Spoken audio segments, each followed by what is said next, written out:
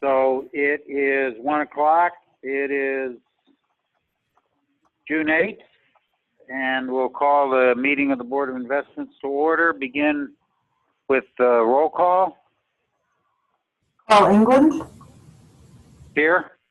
Mark Nonig, Here. Jack Prothero, Here. Terry Cohey, Here. Bruce Nelson, Here.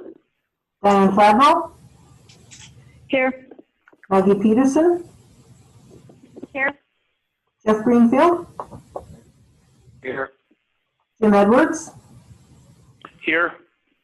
Senator Thomas, Representative Hamilton. Here. All right.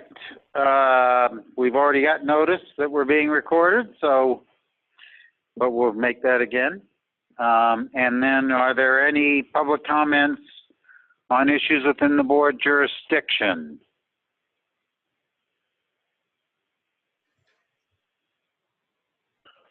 All right, hearing none. We've got some minutes to approve. Let's do them one at a time. April 14th meeting. Has anyone had a chance? Everyone's had a chance to see them? Any additions or corrections? If not, is there a motion to approve? So moved. Maggie moves. There a second? Second. Jack second. All in favor, say aye. Aye. Are there any opposed? April 17th minutes. Any additions or corrections? If not, is there a motion to approve? So moved. Maggie moved. Second. Terry second. All in favor, say aye. Aye. Any opposed? None. And last but not least, April 23rd. Any additions or corrections to the minutes on the April 23rd meeting? Move adoption. Jeff has moved to adopt. Or second, please? Second, Diane. Diane second. All in favor, say aye. Aye. Aye. Aye. Any opposed? None. Let's move on to committee business. Audit Committee. Maggie. Okay.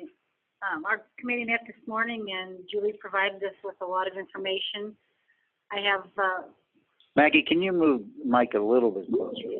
Okay, thank you. I have 4 items that I will make a motion for at the end of this presentation, but the first item is we reviewed the checklist. It's called the Audit Committee Checklist. There were some updates, and I'll give you some updates as to what we've been up to. The LAD, we had an entrance exam or conference with the LAD on May 27th. This is for the FY20 and FY21 audit cycles. Additional information is the Board of Investment audits are scheduled to be presented to the Legislative Audit Committee during their June 15th and 16th, 2020 meeting. We had a entrance conference with Wifley on April 15th, 2020. And Wifley conducted an initial video walkthrough with several Board of Investment staff members during the week of June 1st, 2020.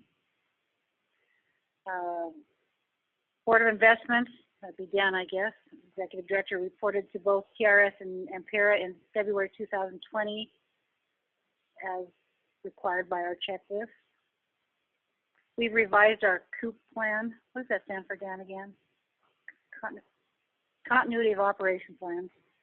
In February 2020, and if there are copies available if anybody wants to see it. Of course, we've been taking advantage of our plan at this point, using it. Dan also provided us with some memos that he sent out with regard to the pandemic and operations, continued operations, and I think they're in the packets. I read them in my packets. I hope they're in everybody's. And with regard to GASB, GASB has been delayed their implementation until next fiscal year, but the Department of Administration will be implementing GASB 84 with regard to fiduciary activities. And Julie indicated that this will have some impact on our operations since we will be implementing it. Next on the agenda were the 4 items I said that we'd lump together, and that was updating the audit committee charter. The goal here is to get the 3 charters, I think it's HR, loan, and audit committee charters to be in similar formats to make it easier for us to read and understand. And most of these changes to the charter itself were very simple and basic. I don't think there's anything major that I could see, just moving things around and making it flow better.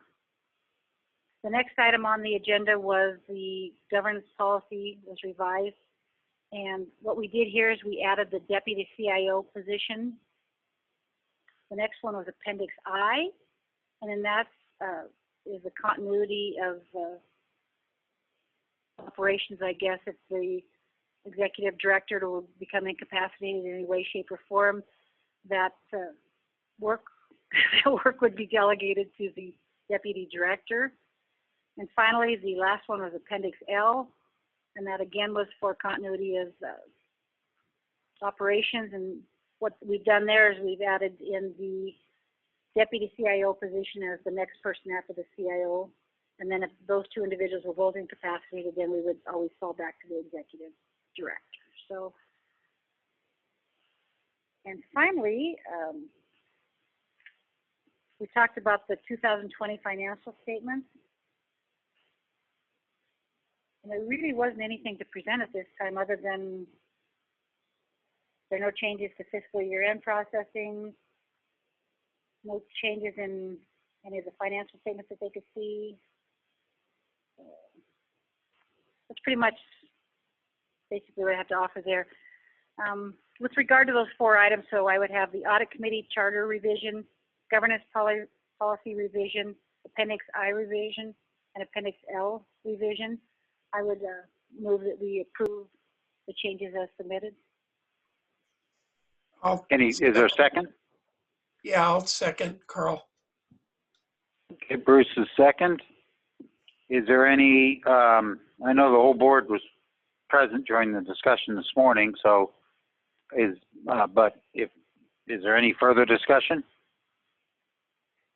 If not, all in favor of the motion say aye. Aye. Are there any opposed? The motion passes unanimously. Is that it, Maggie? Yes, Mr. Chairman. Okay. Move on to Human Resources Committee. Terry. In the Human Resources Committee, Dan updated us on the career ladder for the staff that's been developed, and the committee was very complimentary of that. It makes our employment and training much clearer. Secondly, the committee recommended, and the full board needs to vote on, moving Aaron Copen to an exempt position. And Mr. Chair, do you think we should do these individually? So is there a motion? I would move that Aaron be moved to an exempt position. Is there a second? I would second that, Mr. Chair. Okay.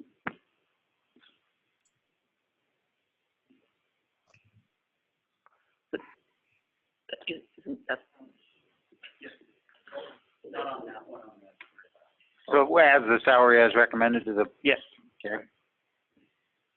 All right, so the motion was to move into a exempt position with salary as recommended by the executive director, correct?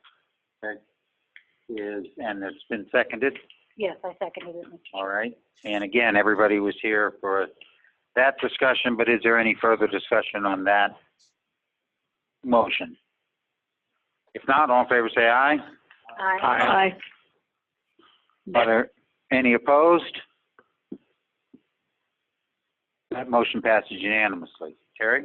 Next, the committee recommended, and the board will need to vote on, that the fiscal year 21-22 budget be prepared with the Board of Investments handling its own human resource function internally.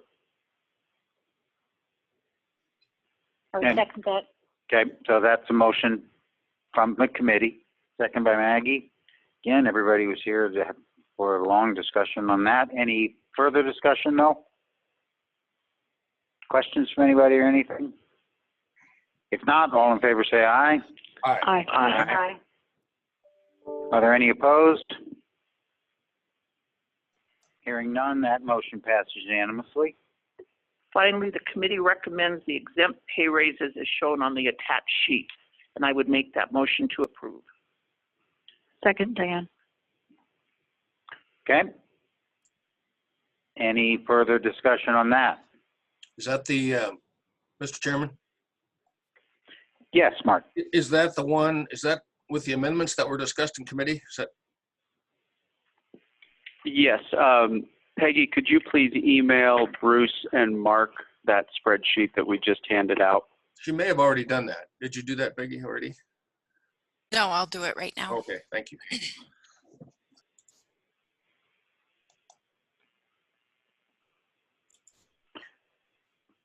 The one that's been handed out here has those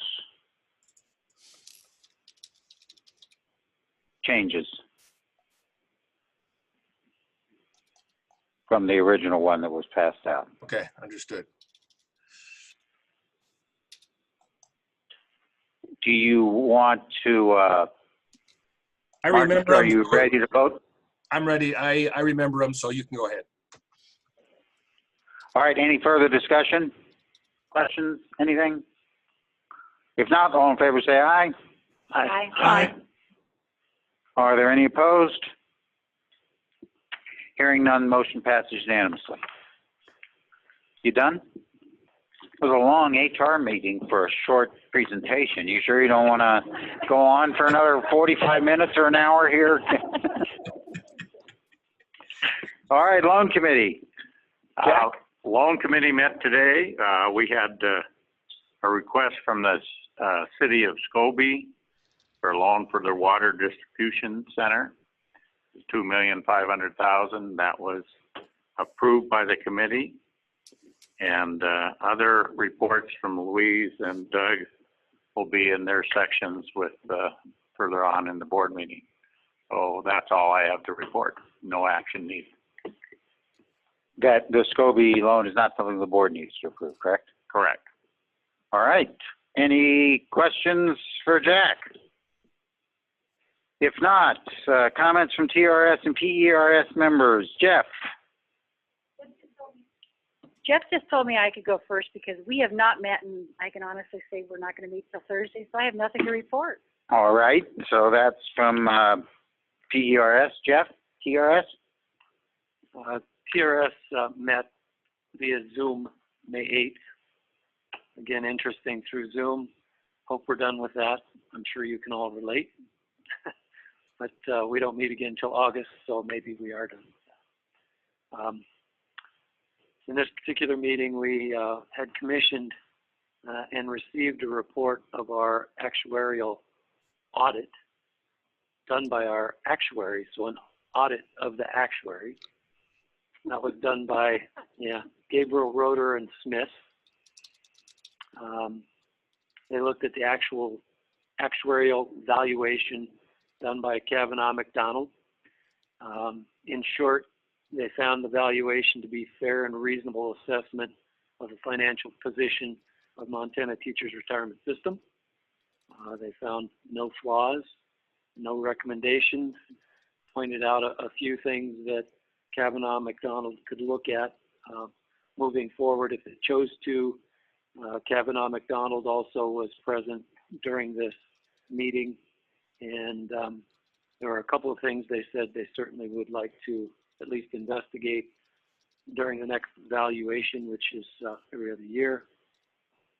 One of those things was the applicability of the generational mortality assumptions as opposed to a static data update. So that's more of a dynamic use of data. Whether that would make a significant difference or not, those reviewing our valuation didn't think it was significant, but certainly something to look at. Another one is to review trends and behavior of members in the first 5 years of retirement eligibility. So it seems not real surprising that Montana retirees are a little different than nationwide. In majority of the nation, it seems that those in the first 5 years of eligibility tend to retire at a much greater rate than Montanans do in the first 5 years of eligibility. And so the reviewer of our actuarial valuation found that odd, but that is in fact what happens for Montana teachers. They stay on longer than the 25 years that they need, or if they've started later, that 60-year age. But again, might be able to look at something like that, see if there is a difference, but clearly Montana does not always do what the rest of the nation does, and that's a good thing.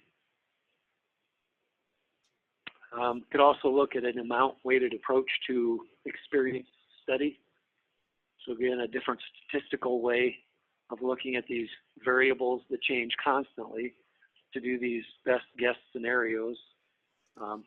Again, people that make other decisions need to understand that these things are all dynamic and they're all forward-looking projections, the best you can do. We also received a risk analysis report that was commissioned by TRS, done by Kavanaugh McDonald. Quite a lengthy review, a lot of different scenarios. The short conclusion is greatest risk to the system, which is no surprise, is short-term investment volatility. Any of the rest of the variables that could be changed within those scenarios had very little impact compared to investment volatility. A suggestion that comes out of this risk analysis is another way to look at funding potentially, and they've labeled that as a layered amortization method.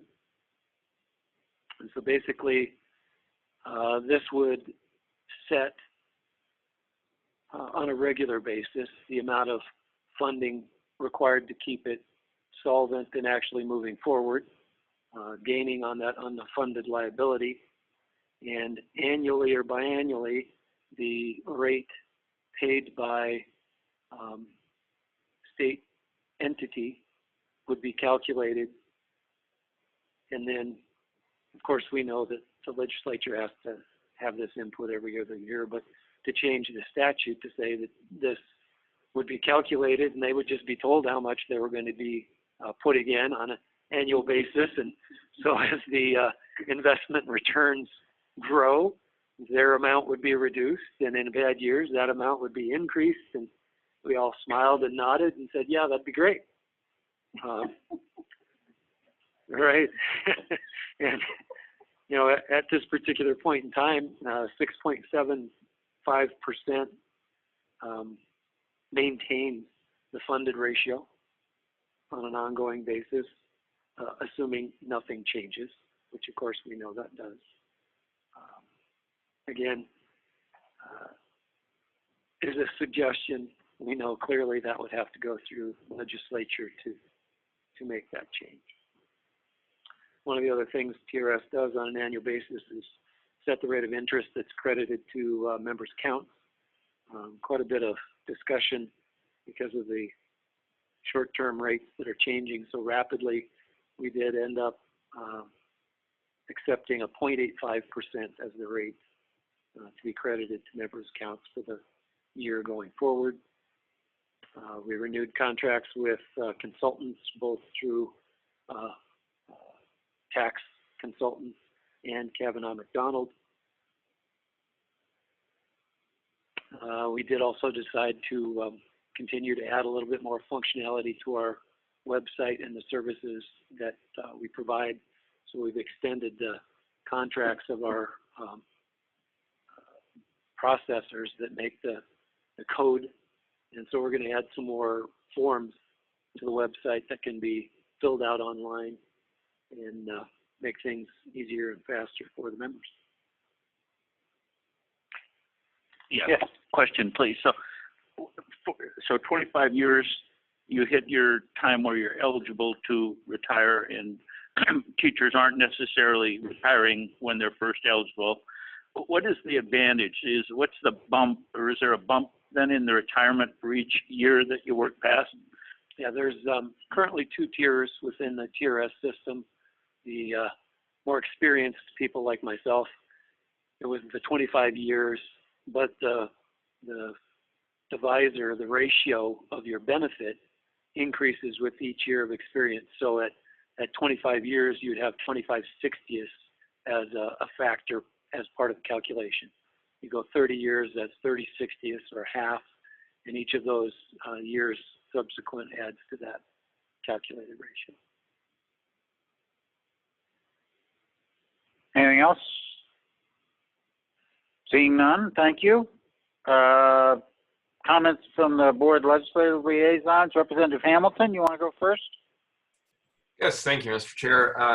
Two things. So just Jeff did a nice job of reviewing the stress test or risk analysis from Kavanaugh McDonald. Committee that I am chair of, subcommittee on pensions and local government budget interactions, received that stress test as well and went through it with the State Administration, Veterans Administration Committee, SAVA. We've got some more questions for Kavanaugh McDonald that we'd like to have them answered there. And in addition, there has been a stress test or risk analysis, if you would call it, for from Pew. Pew Trust has put together their own look at some things, so we have two different looks at it. And we'll be creating some more questions for them tomorrow as well. We're hoping that both of those parties will be able to show up to the August, it's tentatively planned as an August Legislative Finance Committee meeting, and be able to, with those questions we prepared for them ahead of time, they'll be able to prepare for those as well as answer any questions that might come up that day. So not sure where we'll end up with all that information, but we're certainly from the legislative point of view learning a lot more, and ultimately that'll be a good thing. And then switching gears, this doesn't really apply to the Board of Investments, but I thought it was sort of interesting information, and that is a little quick look at the budget. And there are two things that are interesting that are going on right now. Withholding, which is a very significant part of individual income tax, which is also the highest revenue item in our state budget, has actually held up quite well, surprisingly. It's a little bit puzzling for folks, but between March 1st and May 31st, we're actually $5 million ahead on withholding compared to last year. So a little bit surprising and a little baffling. We've all got theories about it. Even if we took the first 2 weeks of March out of it, which was the pre-COVID experience, we're still pretty much in line with withholding from last year. The other one that's fascinating is corporate income tax. HJ2, the estimate, forecasts that we'd end up at about 166 million as of the end of June. We are already at 160 million, and typically about 20 to 30 comes in June. So we are guessing that we'll be above the estimated corporate income tax side as of the end of June. Obviously we don't know that for sure, but some fascinating budget items given all of that Montana has been through with the shutdown of the economy and the reopening. It looks like the problem is certainly not 2020 or year end that shows up at the end of this month, but how will that continue into 21 and 22? So I just thought that would be interesting, but once again, doesn't really apply to anything you're doing at the Board of Investments. And that's all, Mr. Chair. Thank you. Questions? Senator Thomas.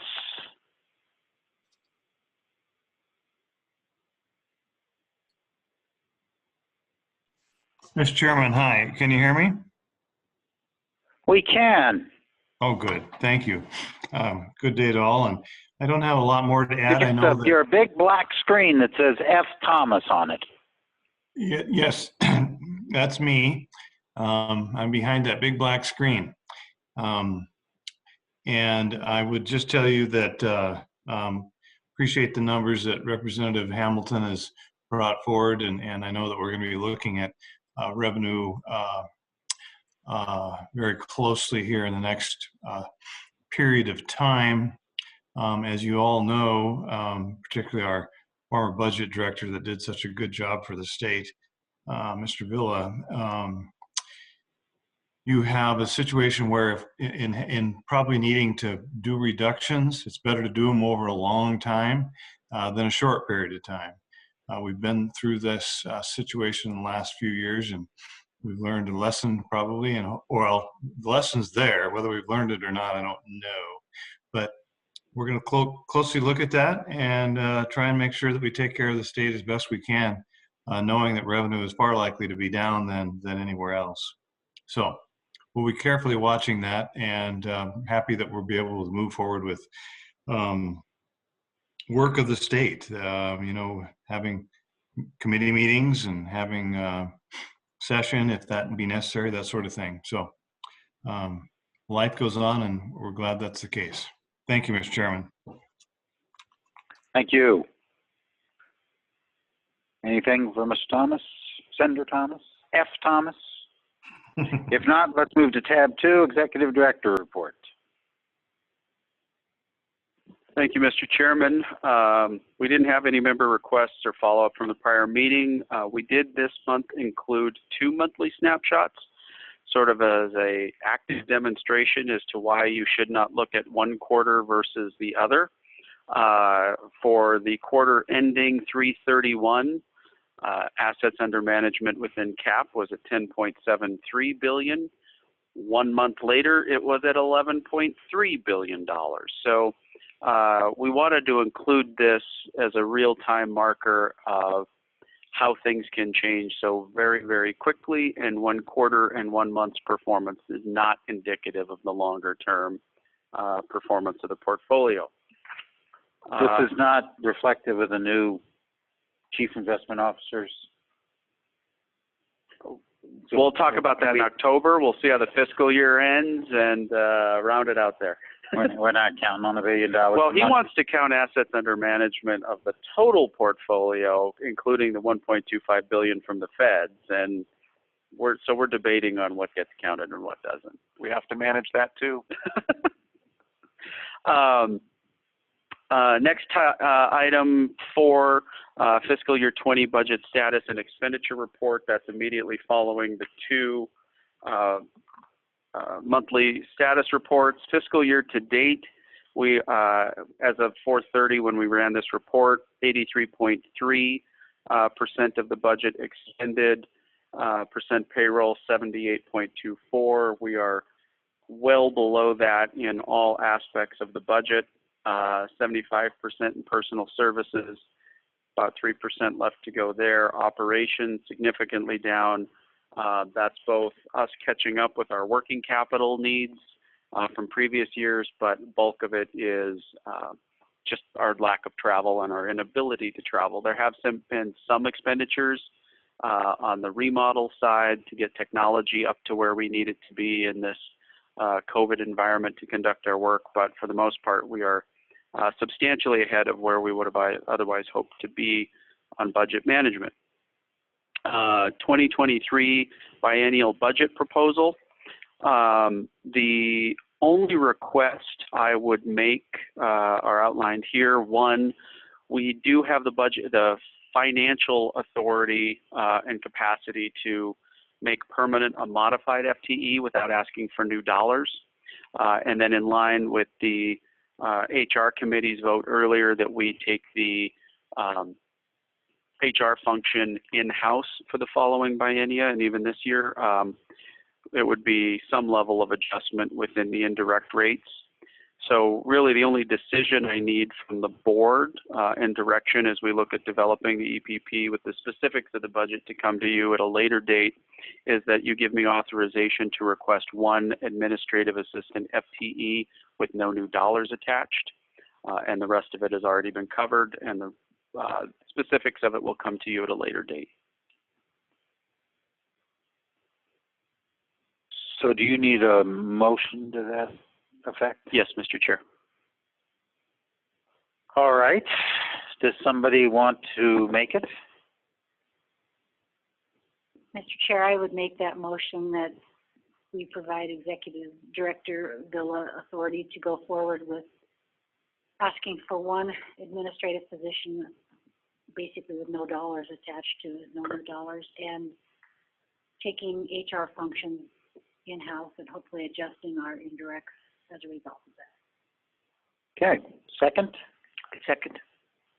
Barry is seconded. Any further discussion? I have a question. Yes. So when you say no dollars are attached, it's because we actually have the funds available. That's, I mean, we're at 83% right now and almost. So, okay. Yeah. And so you actually have, when you say it's no new funds, it's actually already in our budget. Right. We're paying for the position now. It's a modified FTE. We'd just be asking that it become a permanent FTE, but we'd fund it out of existing operations. Thank you. Anything else from anybody? Yeah, Mr. Chairman, Danny, sorry, I lost track there. That administrative position is going to be where, doing what? It's the current administrative assistant position that we have, that Lindsay is in a modified FTE. We have the authority within the budget to finance her position permanently. All we'd be doing is asking that the modified FTE be transitioned to a permanent FTE, but we wouldn't be asking for any additional dollars from the legislature for it. Got it, Bruce? Yep, thank you. Okay. Anything else from anyone? Further discussion? If not, all in favor, say aye. Aye. Aye. Aye. Are there any opposed?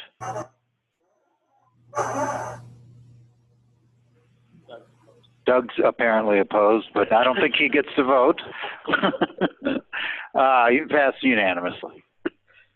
All right, and the last two items, one, COVID-19 update.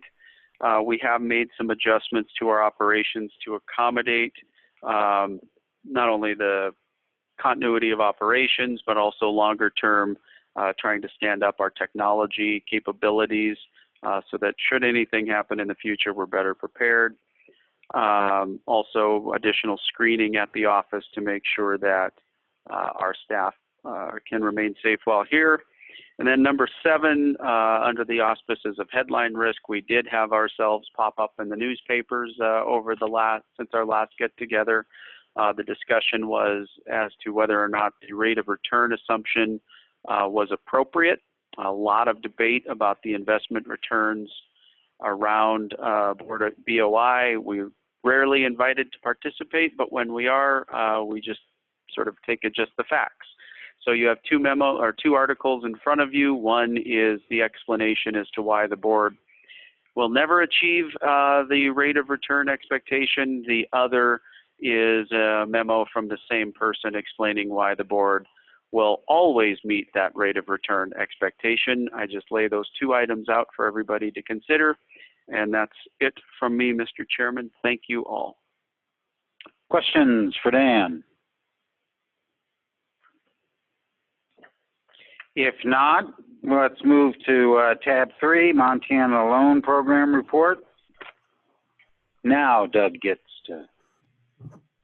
Good afternoon, Mr. Chairman, and members of the board. Before I start, can everybody hear me okay?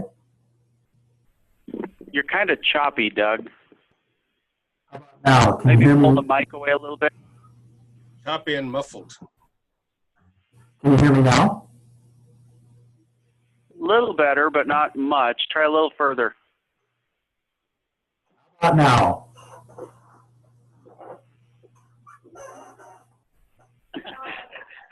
Try it again. Sing the HMS Pinafore. We'll tell you. Hear me now? I think this is the best we're going to get. Okay. Sorry, I apologize for the bad mic here, but I'm on tab 3, and I'll go through my report. So as of April 30th, the portfolio has about $209 million. It represents 113 loans. We've got 2 loan reservations that total almost $8 million. and 7 loans are committed at about $21.6 million. The commercial loan portfolio, excluding the Veterans Home Loan Program and multi-family cold trust home program and the intermediary relending program, has a yield of 2.91% and no loans over 30 days past due, so that's good. The residential loan portfolio has a balance of a little over $3 million. We've got 80 loans and the rate of return 6.58%. No reservations. Of course, there's no activity in that portfolio with rates being where they're at. 2 loans over 90 days past due. Both of those have FHA guarantees on them. The Veterans Home Loan Program balance is almost $48 million. It's 270 loans and the yield is 1.87%. We got 6 reservations, a little over 1.1 million that have a projected yield at 1.22. And we have 1 loan that's over 90 days past due in the portfolio.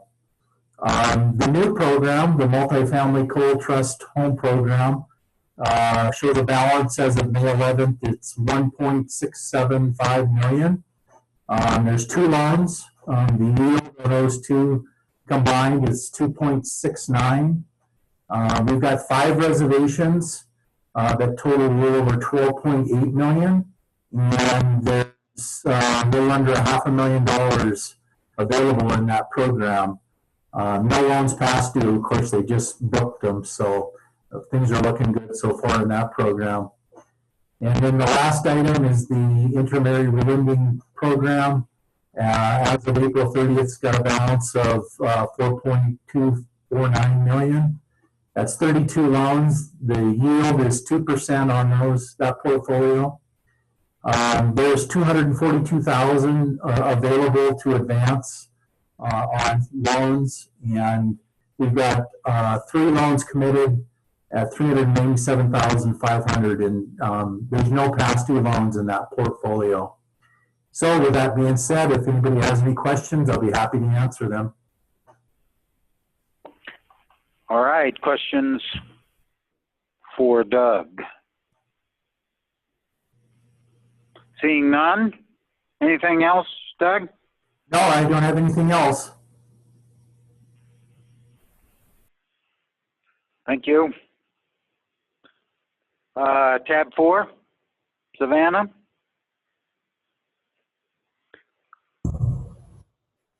Good afternoon, Mr. Chairman and members of the board. We are on tab 4, and let me go ahead and pull it up for you so we can follow along together, just for fun. All right, so the first document you're going to see is our activity summary as of March 31st, 2020. The only thing I wanted to point out for certain is at the very bottom here, we did add a little footnote, just as a reminder that we did decrease the interest rates for intercap loans to 1% until August 15th, 2020, in response to COVID-19.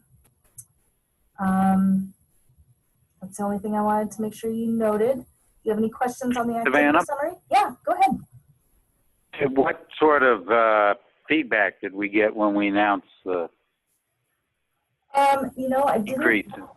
I didn't really hear a lot of feedback. I had a couple people reach out just wondering why and how long, but I didn't really hear a lot of feedback in general. Savannah, when did that start? When did that start? I want to say that on our amortization schedules, we have it from February 15th all the way through August 15th. The decision was made, I believe, in March, though, when this kind of all hit. Anything else? Thank you, Savannah. Sorry to interrupt. No, absolutely, anytime. All right, so then we'll go on to the next document. That is our staff approved loans from January 1 to March 31. Kind of feels like a lifetime ago already. We had 5 committed loans that quarter, and they were all repeat borrowers. So all pretty standard. Are there any questions for this? What's the pace of inquiries now? I would say we've been pretty steady. I have not seen or felt any lapse. In fact, when you see the next activity summary and staff approved, you're going to see quite a few. I think we're up to 9 committed for this quarter. So it's been steady. Okay, any questions? Yes, Mike. So I guess I do. So the interest rates on these, the 5 that just came out, were they at the 2.5 and then they got dropped down to 1%? So it'll depend if they were being funded. Just because they were committed doesn't mean that we set a funding date right away. It just kind of depends on their project and when they decide to fund. A few, I think, just looking off the top of my head, I think Macomb County for sure funded, and so they would receive that 1%. The others, if they haven't, and if they don't fund by August 15th, they won't receive it, unless we decided to extend it, and I don't know anything if that's been discussed yet or not. So then I have one more question. So we're decreasing the interest, so that's just interest that we're foregoing. We will never make that interest up, correct? Correct. I would defer to Louise a little bit to verify that. And I saw that she kind of had her hand raised anyway, so we can pop her into the conversation if you like, so you can get a clear answer. There she is. Hello, thank you, Savannah. Nice job, by the way. Thank you. So to answer your question, yes. What we are is that the bond program is actually funding that, so we are subsidizing that rate right now. So the information that you need on what loans that apply to, and Savannah is correct, is all those loans that are outstanding or new that had interest that is due in between February 15th to August 15th is the ones that applies to. Now, I did have people that were calling. What they wanted to know is that 1%, is it fixed? Is it? So they were really excited to see that the rate dropped, but they also were really wanting a fixed rate at that rate. So of course we weren't able to do that. Just a little bit reflecting on that activity summary, we do have, as just verifying what Savannah said earlier, we do have 9 more loans out there. When you're looking at that activity summary, total as of this quarter was 18 million, but we've put about 7 million on the books since. So that brings it up to about 25 million. And fundings, we usually have a surge of fundings in June before fiscal year end. So just like I predicted in the annual report, we're looking about 25 million or more when it comes to commitments and fundings for this fiscal year. Thank you. Anything else? Additional questions? Savannah, are you done? I am done. That's my song and dance. All right, thank you. Thank you. Moving on to tab 5. Trust fund real estate holdings. Dan, you're gonna take the lead on this one? Well, not the lead. I just want to do a quick introduction of the conversation to the board.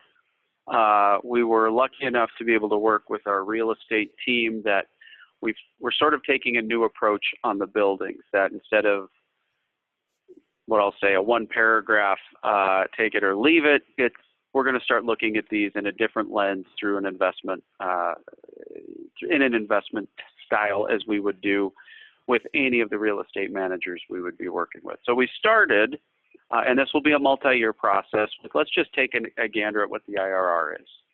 That's what they would look at. That's a necessary component to determine yield, and does give us a little bit of lens. And I think the best example you'll see is this California Street property where we've been doing nothing but paying out on it for the last few years. Well, through an investment lens, it's appreciated faster than what we've paid out.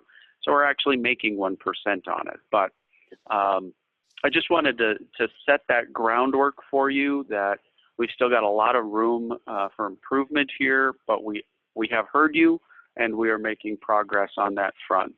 And with that, I'll turn it over to Peggy.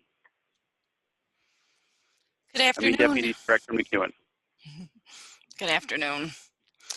I don't expect my presentation will take too long, but I'll share my screen here. And so you should see the first slide, which is the Montana Trust Fund Real Estate Holding presentation. Nope.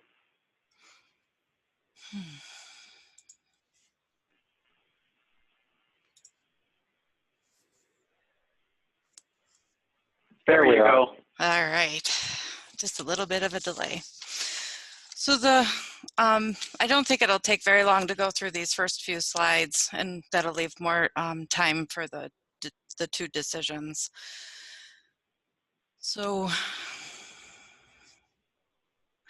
really, their buildings are owned by the Montana Board of Investments. They're held in the trust fund investment pool. We had the buildings appraised this March, and the fair value was determined as a group to be at $19.2 million. For fiscal year 19, because that was the fiscal year that has closed, the net operating income across all of the properties was just over $1 million. And as I indicated, we have two recommendations that will require board decisions that we'll go through. So this is the summary page and has pretty much all the information that's in several of the next slides. And it just provides a one-page summary overview of the fair market value for each of the properties, the income from the properties in fiscal year 19, whether that was a gain or a loss, and then the IRR that was calculated for each of those properties.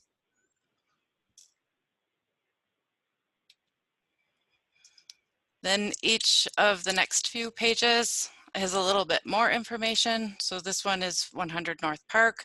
It was built in 1982. We purchased it in 86. The purchase price was $4.8 million. The current value is 6.4.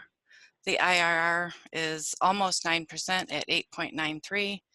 And we have 3 state agencies, Impera and TRS, in that building.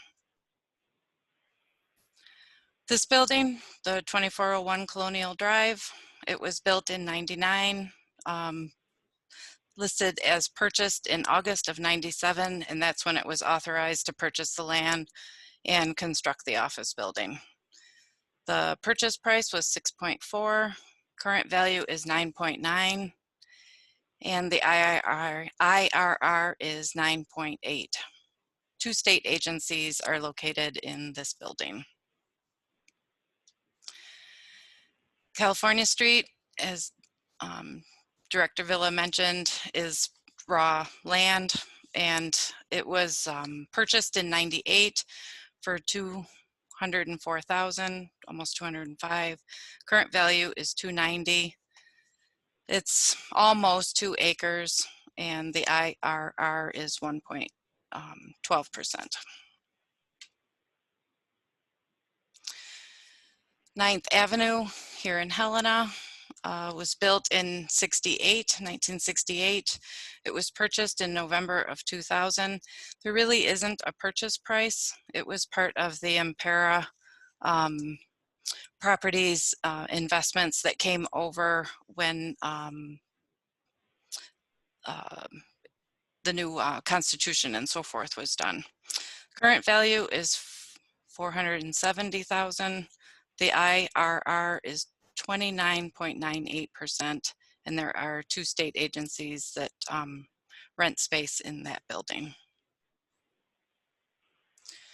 Boot Hill Court is the one property that we have in Bozeman, Montana. It was built in 2004.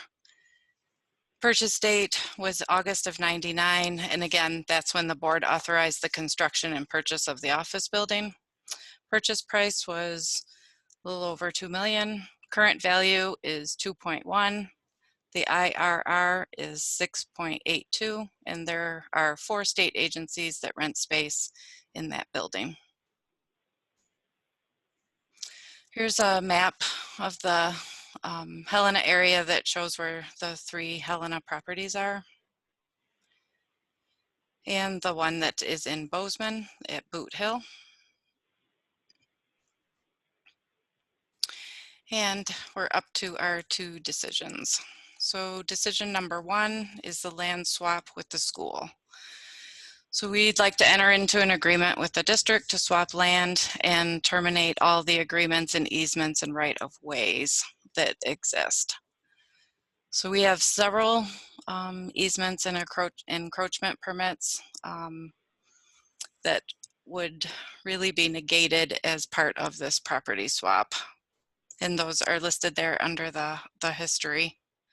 They're also noted on this map that I included in the packet. Benefits, really, we divest of a low IRR property. We clean up and create clean borders of ownership and eliminate the easements, the right-of-ways, and the agreements. It really lines up the land ownership with its current use. And then the second decision packet, or Hey, Peggy, why don't we stop on decision 1 and have debate and conversation on this and then go on to 2. That sounds good. So a couple of elements for the board. 1, the values of the lands did not appraise at par. Peg, would you give us the appraisal value of the 2 sections? So ours is the blue. And Peg, if you can go back 1 slide. There you go. Would you give us just the numbers on those 2 pieces of property? So the blue, which is ours, is 290, was appraised at 290, and the red, which is the schools, was at 120. So the question then immediately becomes, how do we swap for that $170,000 difference? And a couple of things that I would point out. 1, we would get all of the parking in this back row back. So we would get an additional 33 parking spots with no easements. 2, we would get all of the drainage that's on that far end back to us. And to me, the most critical component of this is the easement on the road coming out of the school on this side of the building. That easement would go away. Why is that important? Because the air intake for the entire Colonial building is on that side.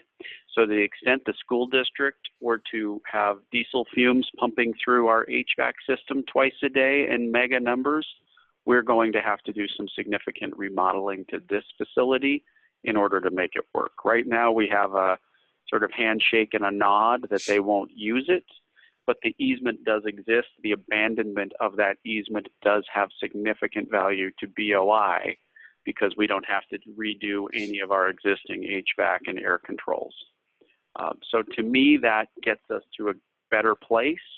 Our problem is you don't really have a good way to appraise the value of, I mean, other than going out and getting a formal bid of moving all of our air systems to the other side of the building.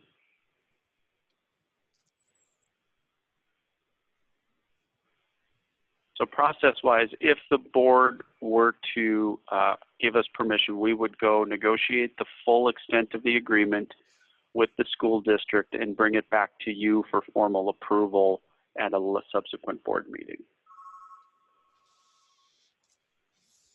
Dan, have you had preliminary talks with the school district, or?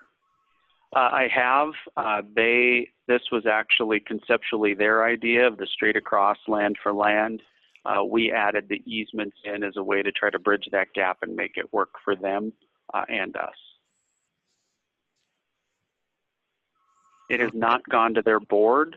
But frankly, it's sort of, somebody's got to take the first step. And I figured, well, if we can do that, and if they decide it's not of interest to them, well, then we're right back to where we started. No harm, no foul. But we can at least get the ability to negotiate the deal if you're interested. So, Mr. Chairman. Yes. So Dan, what we're making a pretty big, well, it looks to me on paper like we're making a pretty big concession on price, but I don't know how you value the easements or the lack thereof, which is going to be beneficial. So my question was, any thought given to starting at, maybe some cash or something else from them to equalize it? I'm not saying that's necessary. I just want to feel this out a little bit and find out if this is our, I mean, you can't get any more than you ask for. So are we asking for too little? That's my question.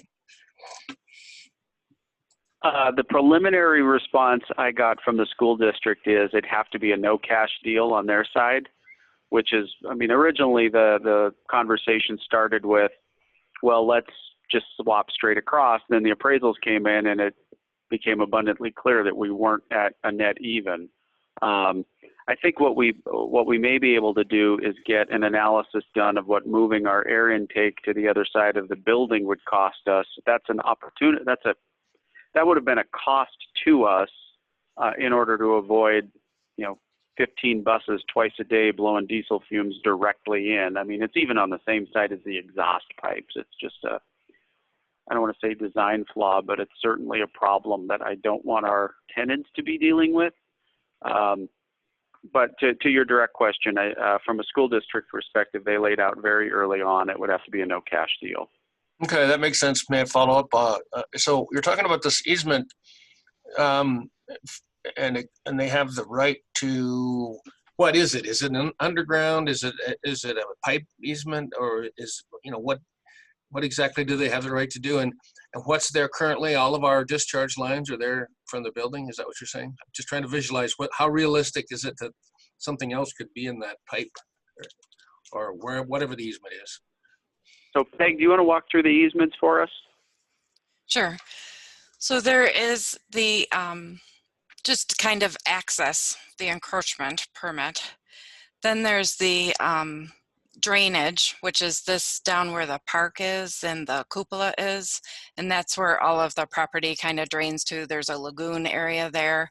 And that's really school property that we use, we maintain, and we have an agreement to be able to do that.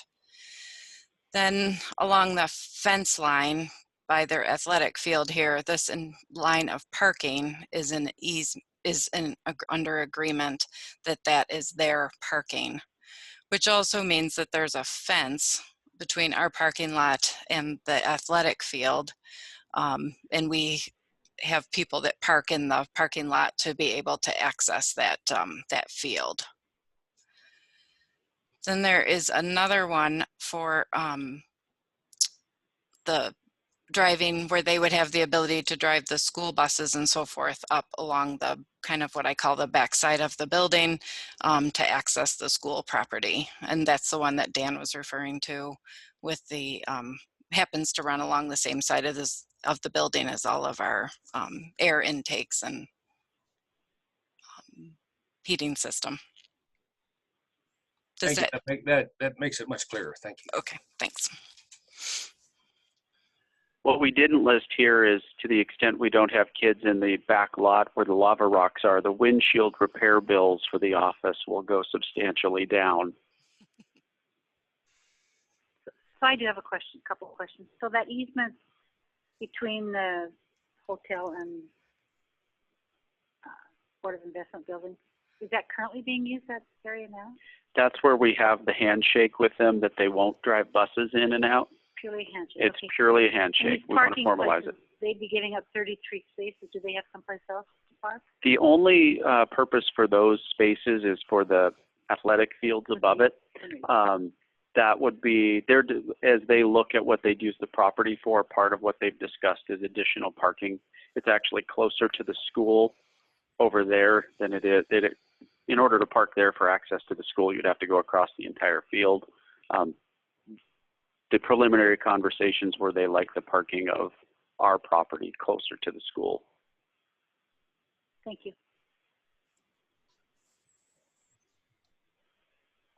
Yeah. Anything else?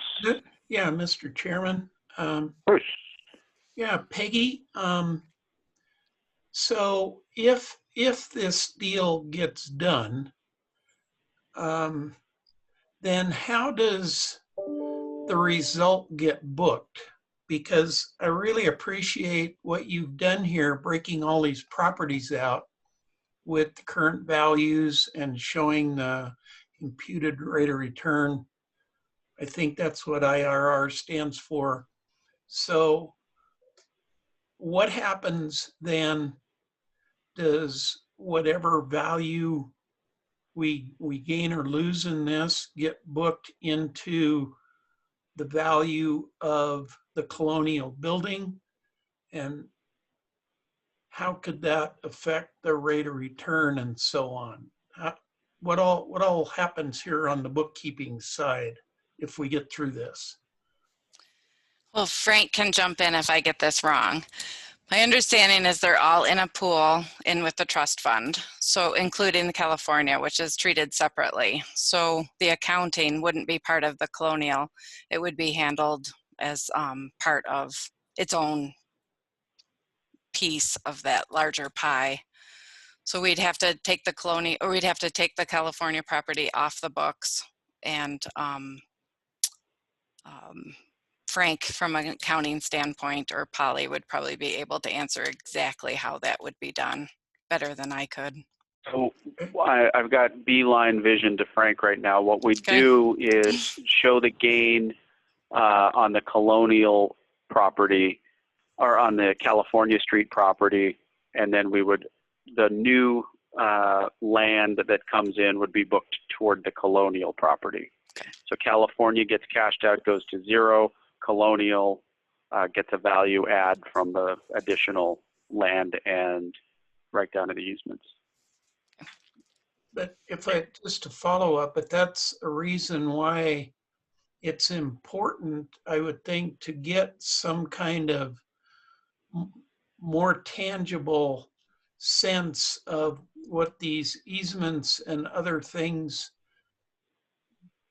that affect the value to us, to the Board of Investments and the trust fund as we go through this process, so that it doesn't look like, you know, we just took $170,000 hit on the value of the overall colonial building.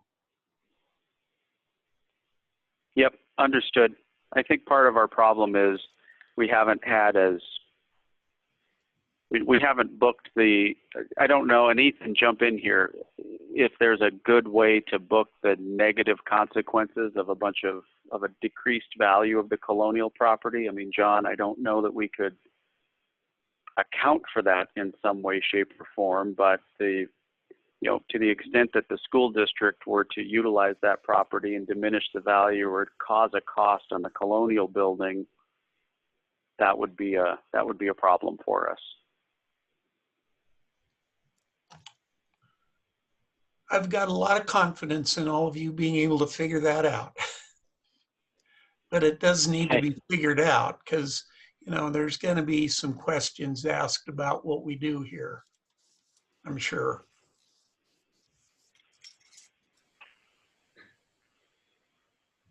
Anything else? Do you need a motion on this, or are you asking for a sense of the board to proceed, and then we would have to formally approve it at the time of the land exchange? So I think as long as I've got direction from the board that it's okay to proceed down this route, I can take that to the school district and begin formal negotiations and start.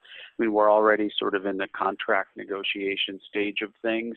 I just wanted to make sure I wasn't light years ahead of all of you on sort of figuring this component out. I know the California Street property has been a burden for both us administratively and a bane for you as a board. So wanted to address it, particularly in the context of the second decision item that's before you.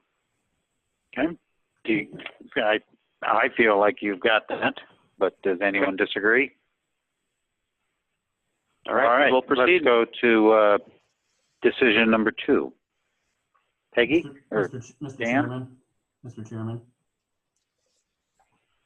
Senator. can you guys hear me? Yes, Fred.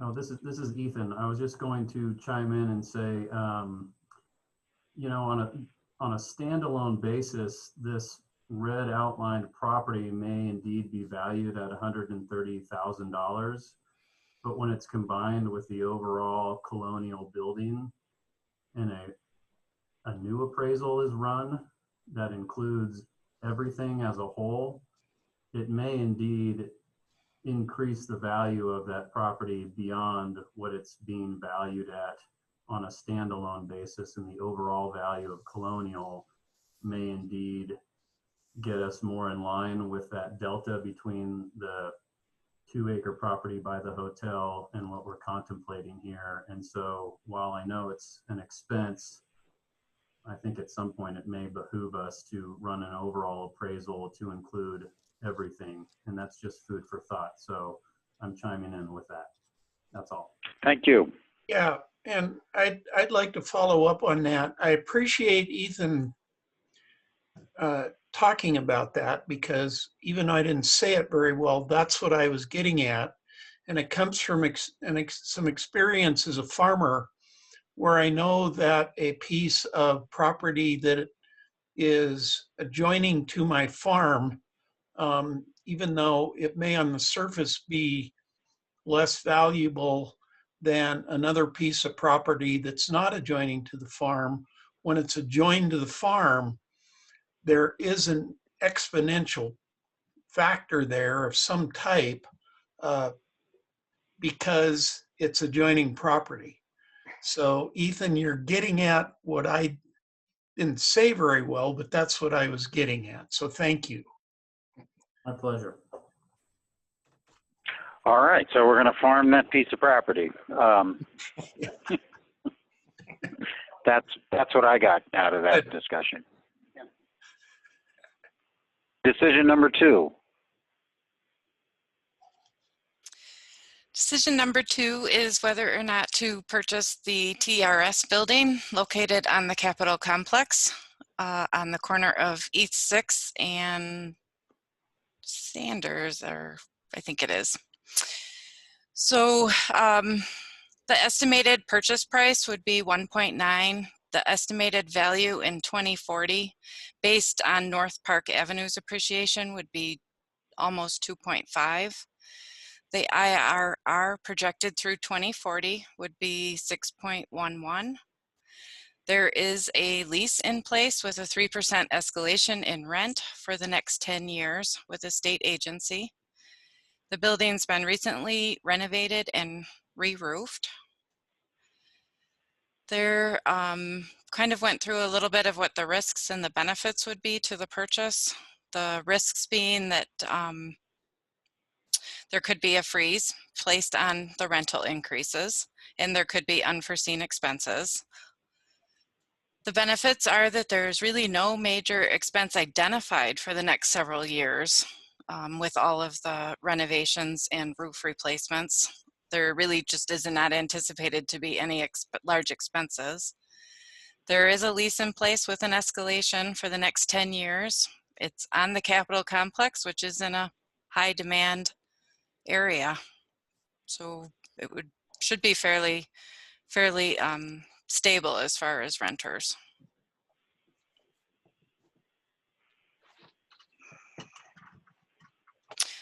Dan, you want to add?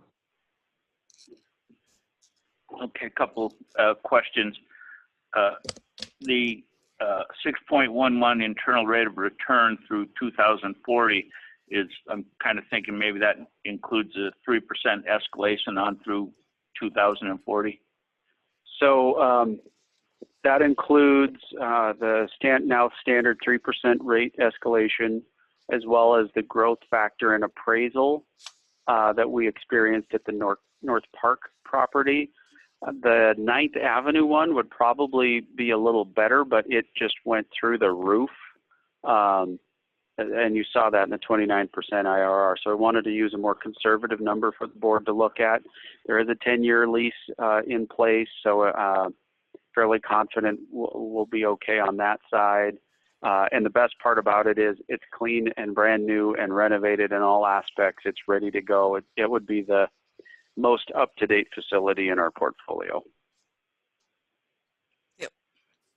Second question I have. So what is the, is it the legislature that would judge that there is not going to be any lease escalation? There's going to be a lease freeze? Who does that? That is the legislature. They would have to adopt it through boilerplate language in House Bill 2. And so would they have the ability to do that to Dick Anderson on a property that he had? Or is it, how do they, I don't quite understand how you have a deal and then you don't have a deal. So let me go back in time and put on my former hat. Yeah, the first 2 times we did this, yes, it applies to everybody because all the general fund dollars are subject to legislative appropriation on a biannual basis. So the way that they do it is the legislature builds in boilerplate language that says it is the intent of the legislature that no funds appropriated in this act be used for increased space or rent escalators by any executive agency department. And now there's standard language in the contracts that reflect that.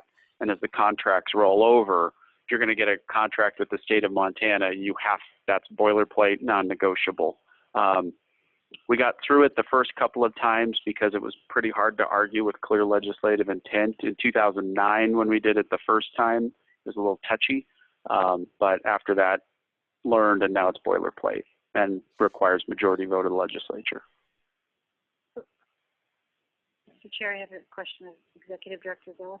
So what about all these leases that you just negotiated with escalators in them for all of the current? So here is a bit of the beauty in some of our relationships. These are for general fund contracts only. Most of our tenants in space is not general fund agencies. So, Mr. Chairman, in kind of the history here, this board has been trying to get rid of property instead of buy them. Well, that's not, I mean, we tried to accumulate them, then we tried to get rid of them, and now we're trying to accumulate them again. So Then we transfer them, and now we're trying to accumulate. Right. So could you address that inconsistency? That's what I was hoping you'd get to, Jack, but I didn't want you to be, I didn't want you to forget the previous inconsistencies that preceded the current inconsistency. We will be consistently inconsistent. So it's a very good point, and I think one of the defining moments of my early education with this board was the first memo I saw on the properties of, it's good enough, deal with it. And that's a summary and an overgeneralization, and I apologize for it if it's offensive. But what I took away from that is there was a genuine interest in managing these real estate holdings as we would expect others to manage real estate holdings on our behalf. And we're slowly getting there, beginning with taking an analysis of what we're actually earning on these. Now, granted, in the trust fund, it is in either portfolio, in the trust fund or in the cap, it's a de minimis portion of our assets overall. But for those that we do it on behalf of, it's a very big deal. We are a substantial holder of two of the pension systems are completely reliant on us. We're the most affordable real estate in Bozeman for state agencies in a very high value area. So we're filling a need of state government as well as generating a market return for the trust fund participants. In this instance, what we've tried to do is balance where are those assets that are not performing and that we have an opportunity to divest of to strengthen the holdings that we do have. And in those places where we have an opportunity to, again, partner and make money for the trust fund participants, we can. 6.11% in the trust fund these days is a pretty good chunk or pretty good percentage. And particularly because it is all after the renovations. We don't have to step in and manage that or facilitate any sort of large capital expenditure up front. Is that to say that we're where we need to be? No. We still need to do capital budgets. We still need to figure out a way to set money aside. There's still a lot that we have to do on this. But to give you a perspective, based on the new management structure we've got, we usually do distributions to trust fund from the earnings on the real estate portfolio at fiscal year end. We were able to do those fully a quarter ahead of schedule because we have increased those leases, increased occupancy rates. We were well ahead of where we would have been even a year ago. And I view this, the purchase of the TRS building and the divestment of the California Street property in line with those changes. Just one more question. So management of this would be by Peggy, is that? Peggy and Louise, yes. With Executive Properties as our property manager. And TRS would also have an additional input. We can't escape GSD, even though we're General Services Division, even though we're part of. So it probably makes sense to have them do snow removal, lawn. They'll have the lawn mowers running on the DEQ. Just contract with them to run the lawn mowers up a few more feet. Okay. And then my last one maybe is to Jeff, but is there a conflict of interest, you think, with you voting? I don't think there would be a conflict. I certainly could abstain, but I don't think there's a conflict. I would just make maybe two observations / comments. One is, the California property is really not an income property, and this one would be. So in that respect, it's a good swap out.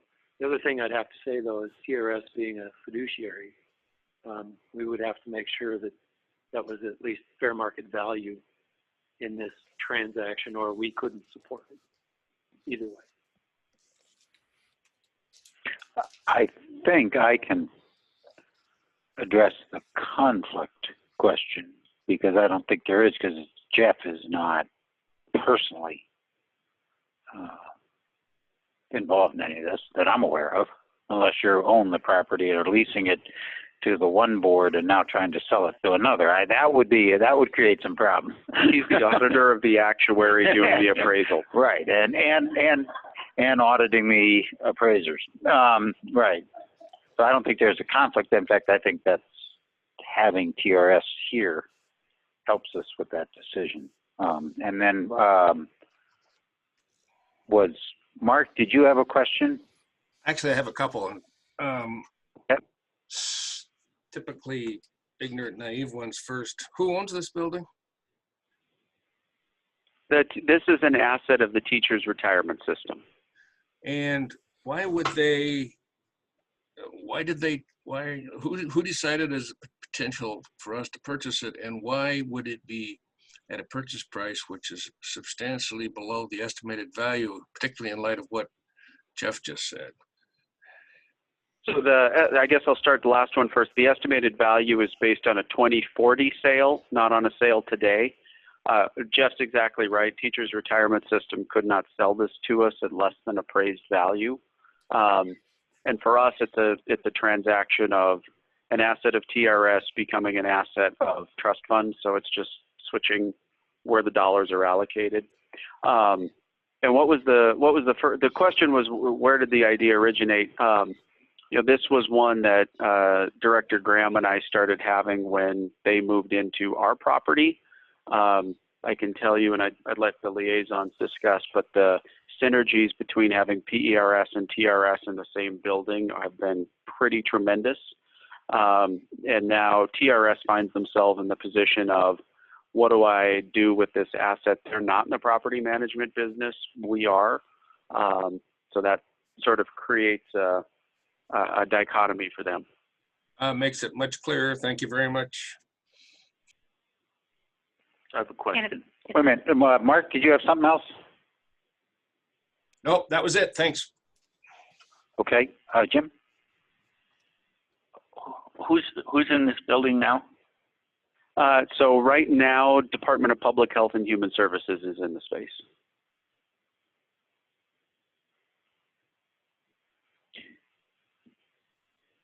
And again, is this a question for the sense of the board because the final deal has to be approved? Yeah, Anyway. so if the board is okay with us proceeding, TRS would then move to get a full appraisal so we could draft the transfer documents and bring them to you at a subsequent board meeting. But we don't want to spend those additional dollars on the transaction if I was going to run into any problems with you folks. But so yes, it's a sense of the board item. And I guess I would ask Jack and Terry in terms of and the history. I mean, this is yet again another turn. Do you see a problem in that? I don't.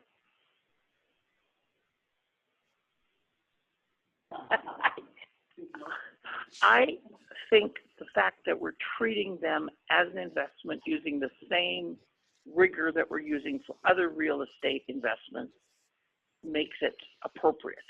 I think that was the problem I had before, that we weren't, it was more like we like to build things, we like to own things, that we had those assets. Now we're treating it as an investment in that way. And I think the fact that we could also benefit other state agencies while still treating it as an investment is a good thing. I'd agree with that. The one concern we always had, though, was management time here, because it was, and probably still is, a big part of somebody's job. And so one of my concerns is how that's addressed. So Peggy and I discussed it last week, and I'll let her chime in here, but it's at a normal pace, it'd be about 10% of her world, and I think that's the same for Louise. I'll let them speak to it. We're at a little bit of a high point now just because of the swaps and the trades and frankly the facade issues at Park Avenue. So we're at a bit of a peak as opposed to a valley, but I don't think we're at any place.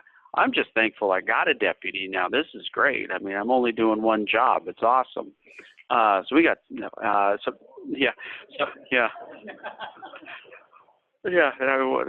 never order new business cards.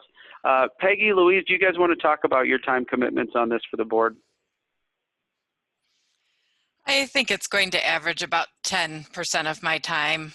It's been a little bit heavy as I was, trying to get to learn the properties and look at kind of what the financials look like historically, kind of what's the next 5 years look like for each of the buildings.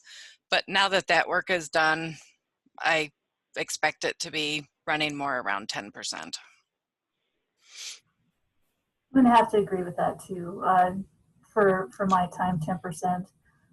In the past, we had quite a bit of different projects going on with these buildings.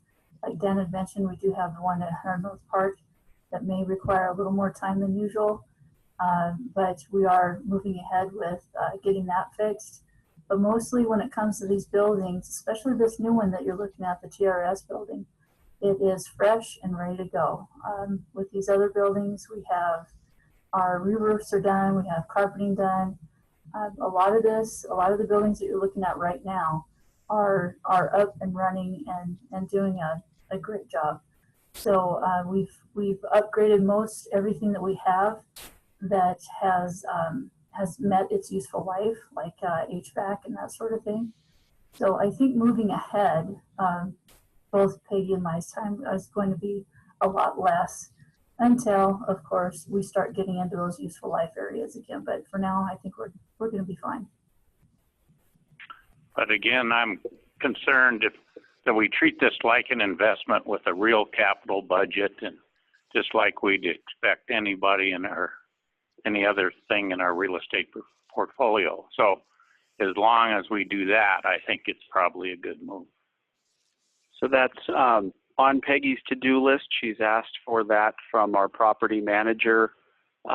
Again, we're not going to get to where we need to be overnight and what we'd expect out of the folks Ethan and Emily are kicking the tires with, but our goal is to get as close to that as we can, understanding we've got 2 people on it, and a lot of the firms we partner with are substantially larger. We just want to make sure that you're confident we're looking at it from a fiduciary standpoint on behalf of the trustees, not as a, boy, isn't it nice to build things, or boy, isn't it nice to help the rest of state government perspective.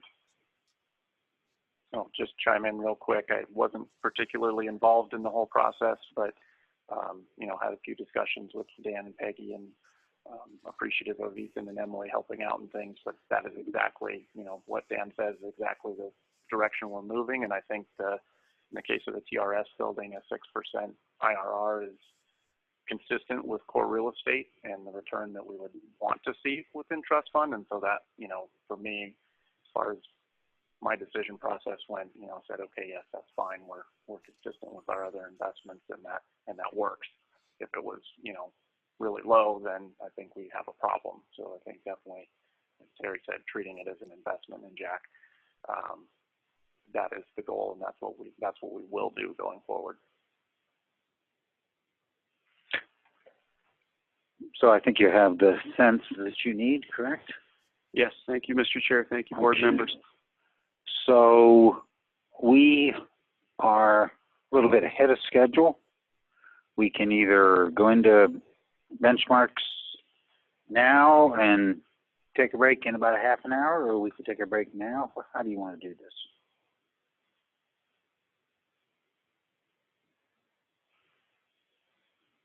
All right, let's break for 15 minutes and come back at 2:45.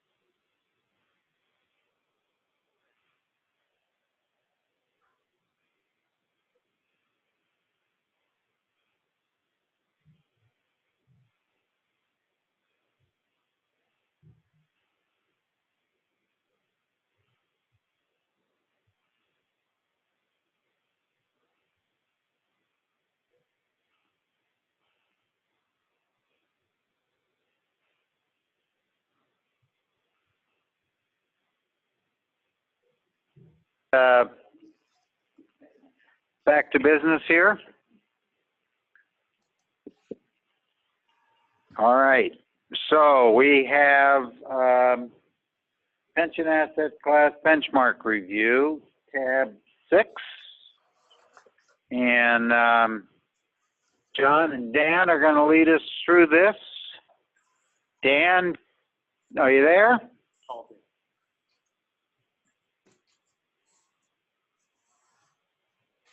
Are you on mute?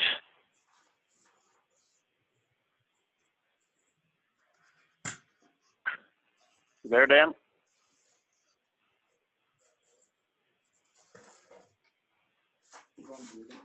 Dan, we can see you, but we can't hear you. Lindsay, do you need to unmute him, or do I maybe? It looks like he's on the phone, so I can't unmute. But again, if you on your keypad, if you hit *6, that should unmute you.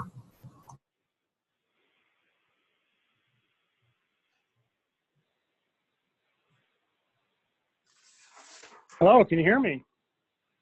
There we go. Now we can hear you. All right, great. so I'm going to run the slides for Dan, but I will let him take it away. Go ahead, Dan. Okay. Good afternoon, everyone. Can we get rid of that this thing that's on our screen? Lindsay, can you get rid of the meeting being recorded prompt? Yeah, I don't see it on my end, so I don't know how to get rid of it. I don't have it either. All right, we are headed into very dangerous territory here because, all right. All right, Dan. All right, Dan. Now we're ready to roll, buddy. Thank you for your patience. Thank you. No problem. So you have the benchmark presentation in front of you, and thanks, John, for flipping the pages. The purpose of this presentation is to give an opportunity to review the benchmarks and to understand their roles. I would like to start on page 3 and just make a few comments.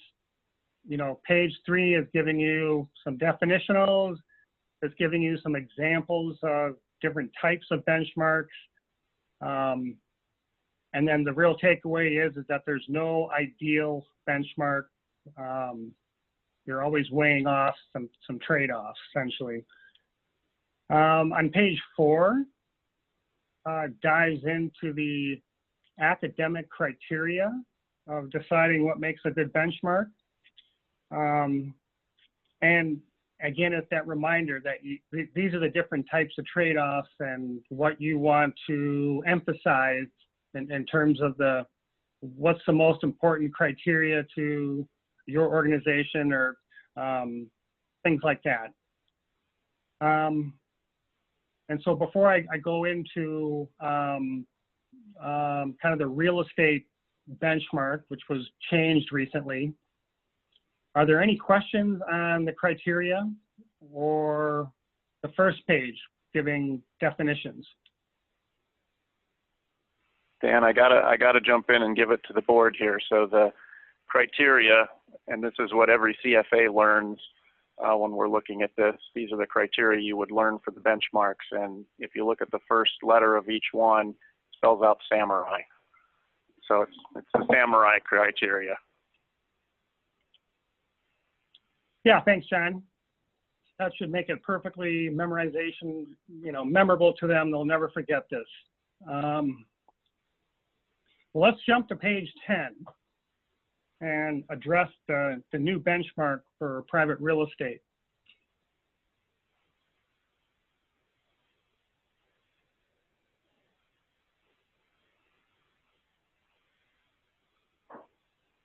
There we go. Looks good. So the last time we made a policy change, it was decided to go with the open-end diversified core equity index as our asset class benchmark. It's called the Odyssey for short. And this benchmark, it's widely known. It's been around for a long time. It's often cited as a benchmark that you hear from our other pension peers. And so quite honestly, this one is very straightforward. It's a universe of private real estate funds that comprise core real estate. They have to adhere to some definitional standards by their industry association. And it really is going to align better with our asset class just by way the performance is calculated. Versus what we previously had, which was a public REIT index, and there was that being marked daily by the public markets. It just simply had a lot of noise and a lot of tracking error to our real estate asset class. And then one way to look at this is to just examine the criteria and see if some of the criteria for a good benchmark just is way off, or if, for example, I chose to put a yellow caution light on measurable, and that's really because on the Odyssey we know what all the fund names are in this. I'm not sure I'd call it an index. It's just a group of core real estate funds, but you don't know the holdings every quarter. You'd actually have to sign up with that manager to better understand the holdings. The other thing about using this is that it's appraisal based. So there is some subjectivity to the values of the real estate holdings. You know, there are some small adjustments here and there, kind of by, you know, just in theory. So it's not quite having a public market determining what the price is, what the price discovery is for each of the individual holdings. For this, again, I'm going to call it an index, but it's really just a group of core managers. Another comment is the criteria of it being investable. This is not a passive index fund. It's not an index, so you can't directly invest in this. You could attempt to own all of the real estate managers that have funds in this particular index, but it's really impractical. And this gets at the heart of, it's not a passive index. These are active real estate managers who are, in a sense, trying to get the best performance they can out of core real estate. So let me stop there and to see, are there any questions on kind of the reasons for us changing to the Odyssey for the real estate asset class?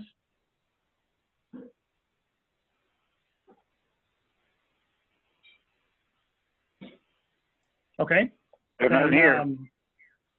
That's good. Then I could jump to any other of our asset classes, but let me just go to the summary page. That's in some, I forget what page that is, but there you go, page 13. And this is listing out all of our active benchmarks that we're using for each of the asset classes. So it's currently in use. And again, I think it's pretty straightforward, but again, in theory, each of the asset classes, they're distinct. They have kind of a similar, or at least a homogeneous group of components or securities in those asset classes. And so you can assign it a benchmark, which is what we're listing here, which is going to give you the closest, you know, risk and return profile for each of these asset classes. And therefore it gives you a good sense of if these asset classes are working, then they should have the same risk profile, but have slightly better performance than kind of your alternative, which is these current benchmarks.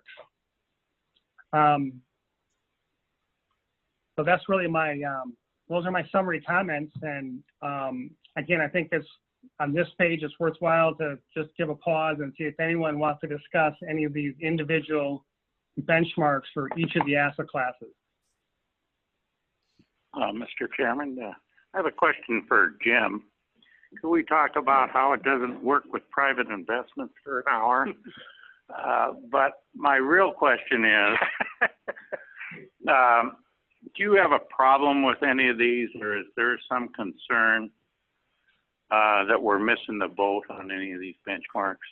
Couple of things. First of all, the analysis that shows the CFA Institute criteria for that you're applying here, as John mentioned, for benchmarks is absolutely solid. It's solid. Now, that does not change what Dan said about there are always trade-offs and no perfect benchmark. The second thing I would say, so the short answer is yes, this is solid. The second thing, and there's no one in here that jumps out and says, I can't believe you're doing that. The second thing that is that all of the samurai are really treated up to one thing about benchmarks, and that is trustees, fiduciaries are obligated to monitor the fund's performance and understand its behavior. Bad benchmarks lead to bad understanding about is the portfolio doing well or not, because the benchmark is your tool for trying to figure that out. And bad understanding of how the portfolio is doing is fertile ground for bad decisions. So the benchmarks are more important than you think. You will see tomorrow when we go over performance. I remember I'm going to show you a chart that it's one of my favorites, the cloud the cloud chart, the risk reward chart, and it shows the risk and reward of your actual portfolio against a whole bunch of peers. Remember those gray squares that represent peers? And also it shows you the behavior of your policy benchmark. I actually said to our team, I said, whoa, whoa, whoa. Montana's policy benchmark is so far away from its actual portfolio and so far away from every one of its peers, there's something wrong. And they said, Jim, pay attention. The previous CIO, well, they didn't say it that way. They were a little more polite because I am the president of the firm. So, but basically I heard, Jim, pay attention. Remember that your previous CIO focused on a single criteria. Is it investable? Which means public markets, and you'll remember that. Well, guess what? Public markets, as was discussed with REITs, much more highly volatile than the benchmarks that suite of benchmarks that you're using. And so it pushed over the last 5 years your policy portfolio, your benchmark, way, way out of bounds. And and what that means is that it sets you up for bad understanding of the portfolio and whether it's doing well or not, which is, again, ripe, fertile grounds for making bad decisions. So that was a long-winded answer to your question, but I was going to add those couple of responses as well. So remind me to show you that chart tomorrow. You'll be as surprised at it as it is. I don't want to ask them to, but I will point it out tomorrow. But it's in the quarterly report. Is that responsive?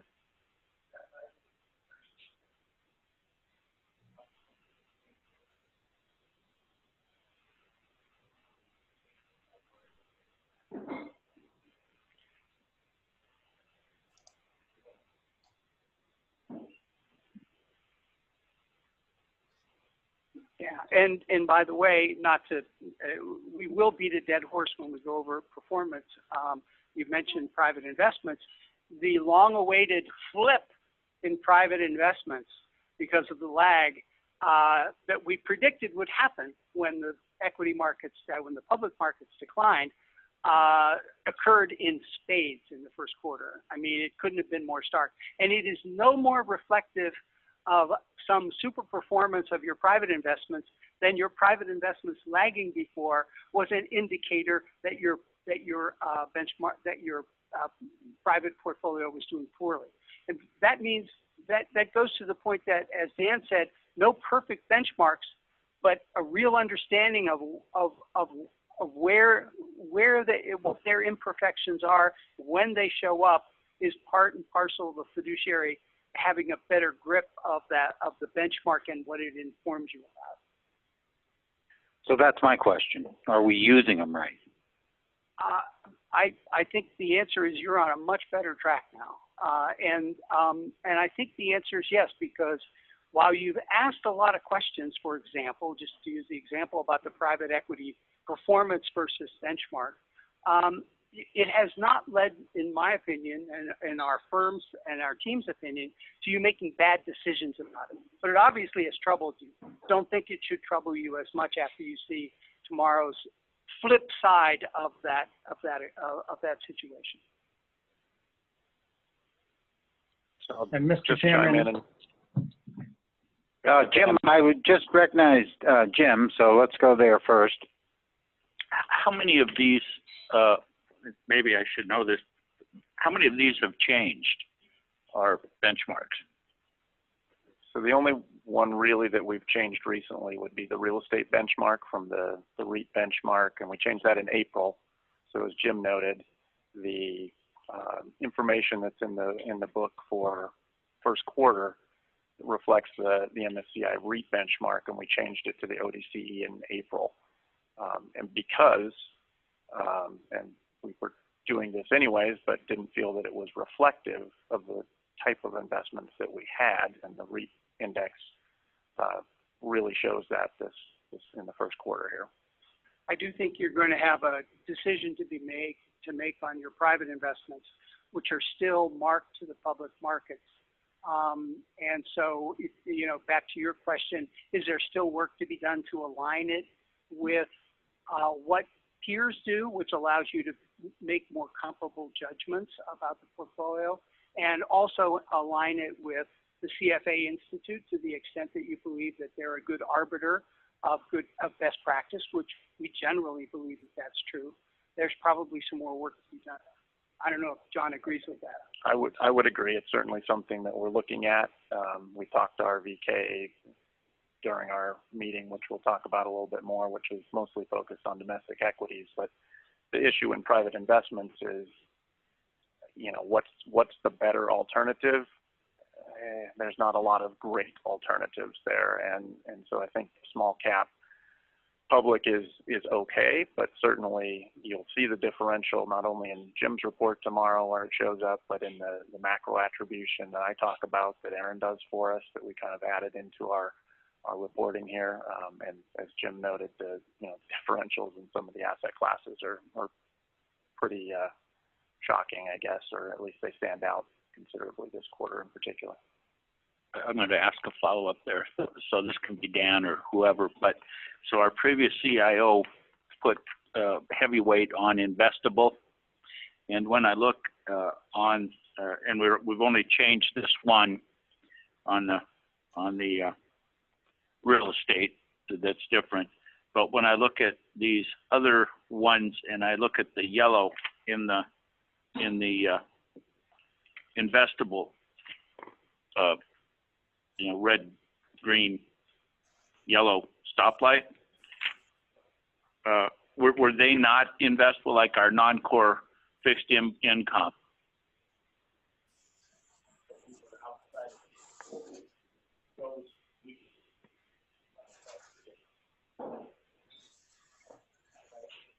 So I don't remember how Joe classified that necessarily. So the reason Dan and I classified them that way was because let's take core fixed income, for instance. The Barclays Ag has been a benchmark for either the core or any number of our other portfolios in some form for a long time. The reason I would classify it as not investable is because it's virtually impossible to replicate the full benchmark in the same way as we would with, let's say, the S&P 500. So there are, memory serves, upwards of 10,000 bonds in the Barclays Ag. Many of those bonds may be an issue of, say, 500 million. You couldn't possibly rebalance to that, say, monthly as you maybe would with the S&P 500. So from that standpoint, it's not fully investable. So that's why it's kind of yellow light. We can replicate all of the characteristics within that index.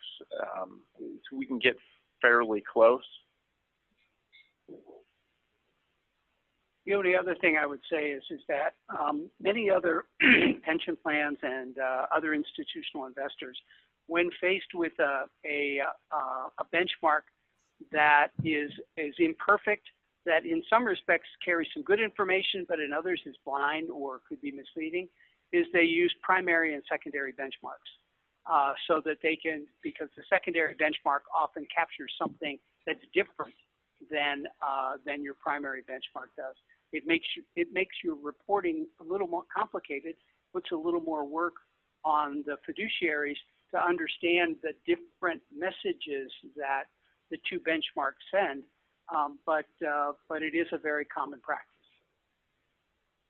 So I think that's a good point with like private investments. We would think that maybe the small cap doesn't reflect performance for the quarter, might reflect it well over the very long term, but perhaps say peer rankings or something that RVK provides for us would be reflective of how we're performing versus peers in that instance, or maybe some other cut that we might have. Somebody on the phone or remotely had a question, correct? Or was it Dan? Did you have a comment? Mr. Chairman, thanks for that. Yes, my comment is that it's not only with private investments, but the natural resource asset class.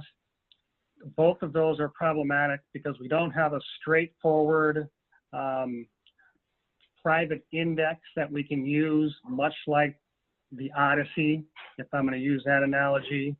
And so therefore, it's really same thing what John said. It's when you don't have a good alternative, you really do end up sticking with a public index. And at the same time, at the end of the day, you're going to need some multiple viewpoints. So it's going to be more than one benchmark to evaluate performance and risk characteristics of those asset class. So thank you. Maggie. That kind of goes to my question to Jim. So if you have multiple benchmarks, do you give more weight to one than the other, or do you compare it against both and then make a determination based on your analytics, I guess? The answer is yes, although there's typically only one benchmark that is embedded in your total fund policy portfolio, so to speak, benchmark portfolio. But as John said, if you measure your private equity over 10 years against small cap stocks are more reflective of the kinds of investments that happen in private equity in the main. So and a long period of time washes out the, the higher volatility of the public market benchmark, and it becomes more useful. It's not very useful at all for a quarter or a year. On the other hand, something like there's something called the Burgess Index, which is where they actually go out and sample lots of private equity funds and combine them similar to what Dan described in core real estate. Those are peer returns, and they're more useful comparing how you're doing versus peers, but they don't say anything about how you're doing versus the wide opportunity of available investments that you could be making. So no, both of them have imperfections. Both of them have some piece of information that's helpful for you to understand. John, did you add? I totally agree, and I would just say that we have some of those tools internally that the team might be looking at and saying, well, how did we do in a particular, year, say 2015 fund versus other 2015 funds. They look at that type of information. We just don't always bring that, to the board, and it's a little more in the weeds, I guess, if you will. But as a board, do we have a tendency to rely too much on them? Actually, you folks actually ask a lot of good questions about benchmarks. You had a regime in which there was a strong predilection to move to one particular aspect of benchmark construction that has created some anomalies that you're correcting. I think that it's important when you look at a performance report to ask your staff, ask us, not just observe how it did versus the benchmark that happens to be in your report, but does it mean anything? Is there any message I should take away from this? And as we have said about quarters in which private equity has lagged the public markets, we've said no, there isn't an important message for you to take away from this. Just as I will tell you tomorrow, there's not an important message to take away from the fact that your private equity portfolio blew away the public markets. And so I think that the conversations about benchmarks here have been very thoughtful and very good. But you do have a delegated model, and you did have a previous regime that had a particular point of view about what made a good benchmark and what didn't. And you're re-examining that, I think, in a very thoughtful way. If we want to get really geeky, I would make one comment about Dan's comments about natural resources, which I think is spot on. When faced with a set of investments in which there's no piece of information out there that gives you a picture of how the available universe of investments actually performed, and infrastructure and real assets is that way, there are two options. One is you can create weights of individual types of real asset. You can kind of create your own benchmark to the extent you can. The other is to flip it over and say, we don't know how good or bad the universe of investments is happening. There's no good measure of it. But we know if we're going to invest inside this universe, our expectation for the portfolio are these characteristics, this return, this level of risk, and so on, this level of correlation. And if we don't meet that, we don't want to be invested in it. So it's almost an imposed, this is what we need, this is what we expect. It's a little bit dangerous because sometimes your expectations can be just out of bounds with what's even possible in a set of a universe of investments that may otherwise be desirable. So one has to be very careful about that. It's very similar to the discussions we had about, S&P plus 300, plus 400, plus 500. That's imposing your expectation about what is success and failure. So you can make your portfolio look terrible or make it look great, by how you dial that up and down. And you don't want to do either, as was evident in the discussion. John, is that on point?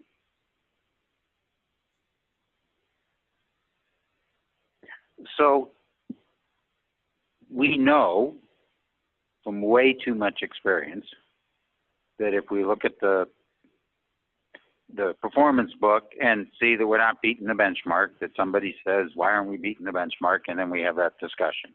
And if the benchmark is bad or it doesn't reflect that particular asset, that's explained to us.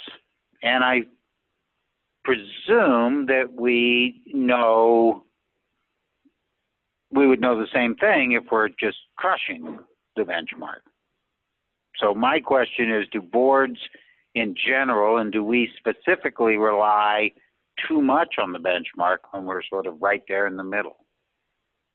I mean, as I understand it, these things are indicators. And that's all they are. Is that right? Correct.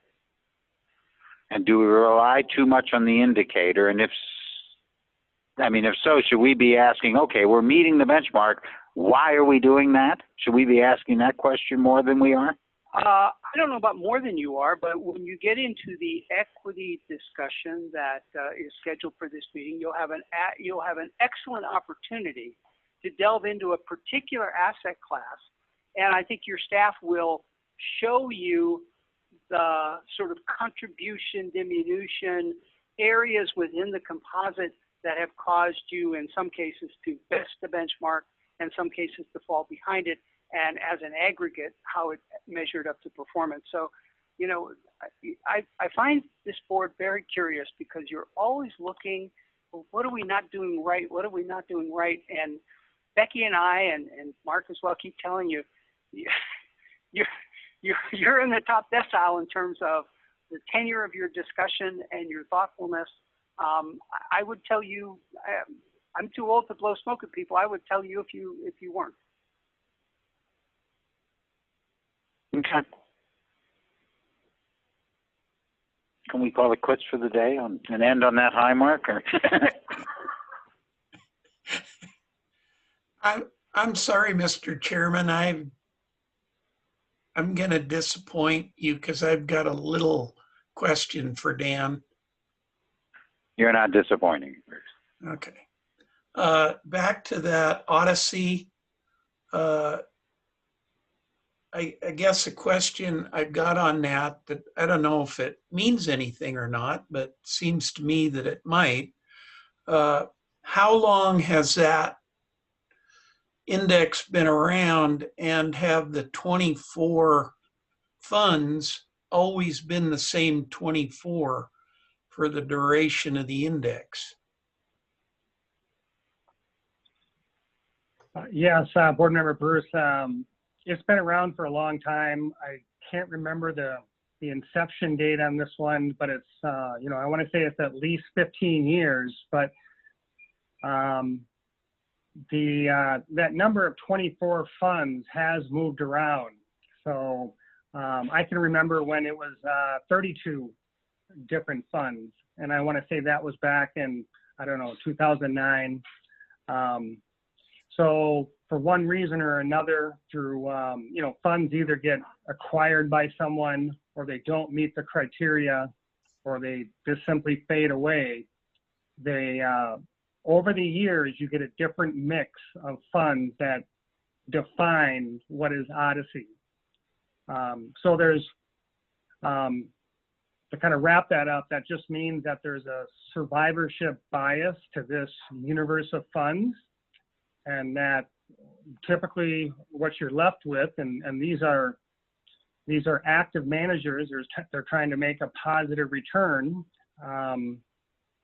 You end up with kind of the strongest funds or the strongest managers that make up this universe. And it's, at 24 funds, it's not, that's a pretty straightforward list of managers that you could keep track of, but, it's limited. It's not thousands of different managers. So your point is well taken. I agree with Dan that the number of core funds has changed over time, but I would and I don't know the answer to this question, but Ethan might, and that is whether or not the constructors of the Odyssey have ensured that the historical track record of any fund that was in the Odyssey prior to its being acquired or disbanded, for that matter, stays in the Odyssey and helps address this issue of what's called survivorship bias. So Ethan may know the answer to that question. I probably should know it, but I don't know it off the top of my head. I don't have the answer to that question. I do have the answer to the inception to date question, though. It started December 31st, 1977, so it has been around for quite some time. And if it's important for the board to understand whether there's survivorship bias or not in the index, I'm happy to track that information down for you all. The other thing I would say about the Odyssey is that because these are the largest core real estate funds, they cover a very large amount of institutional investment in core real estate across the universe. So it seems like a small sample of 24, but when you add up all of the real estate that is in these big funds, it's a lot of real estate. So in that respect, it's more reflective than the number 24 might lead you to. Okay. Thanks. Just one other thing. What is the National Council of Real Estate Investment Fiduciaries? That apparently puts this together. Yeah, it's a real estate association. So if you're going to be a real estate manager, you have to kind of adhere to their standards. So they're kind of an industry association that creates some certain types of benchmarks or certain types of research. They have their conference, they have their publications, things like that. So they have a vested interest in accurately publishing and tracking these 24 managers that make up the Odyssey. So they're, in a sense, they're responsible for publishing the returns. Okay. Thank you, Dan, Jim. Mm-hmm.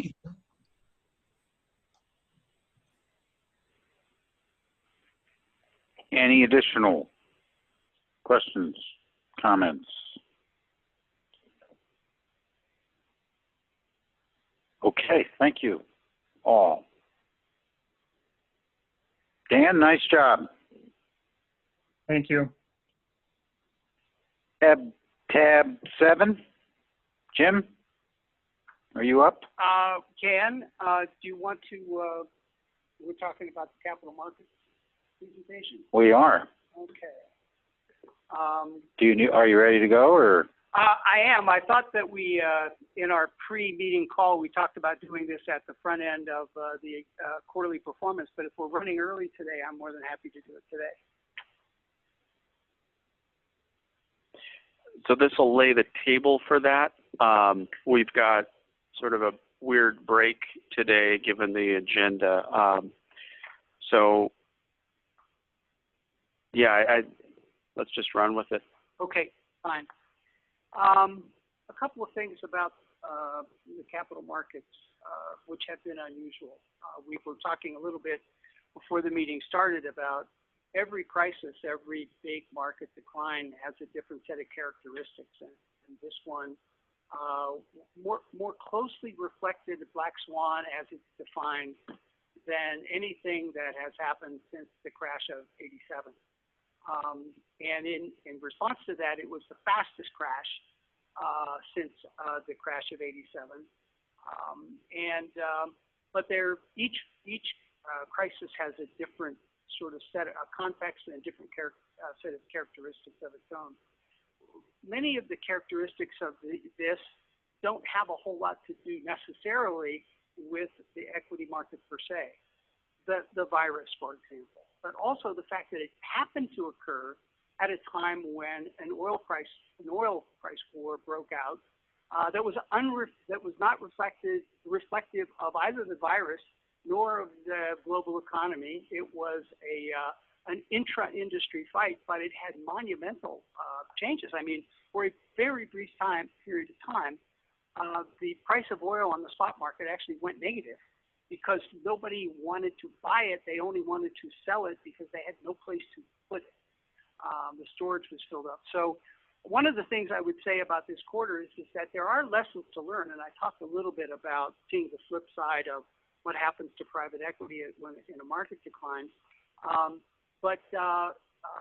I think that one has to be very careful about looking at a quarter like this and making big future predictions out of it because it is so unusual.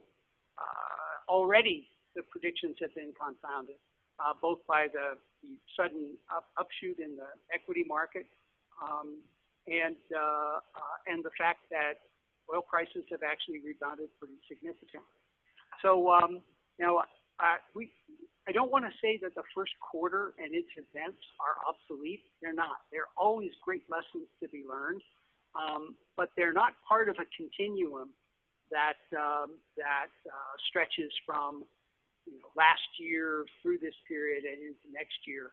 I mean, there's always some aspects of a continuum, but not ones that are really brought out too much by this. We'll talk more in detail tomorrow. I'm on kind of page 5 of the top of it says key market return indexes, index returns.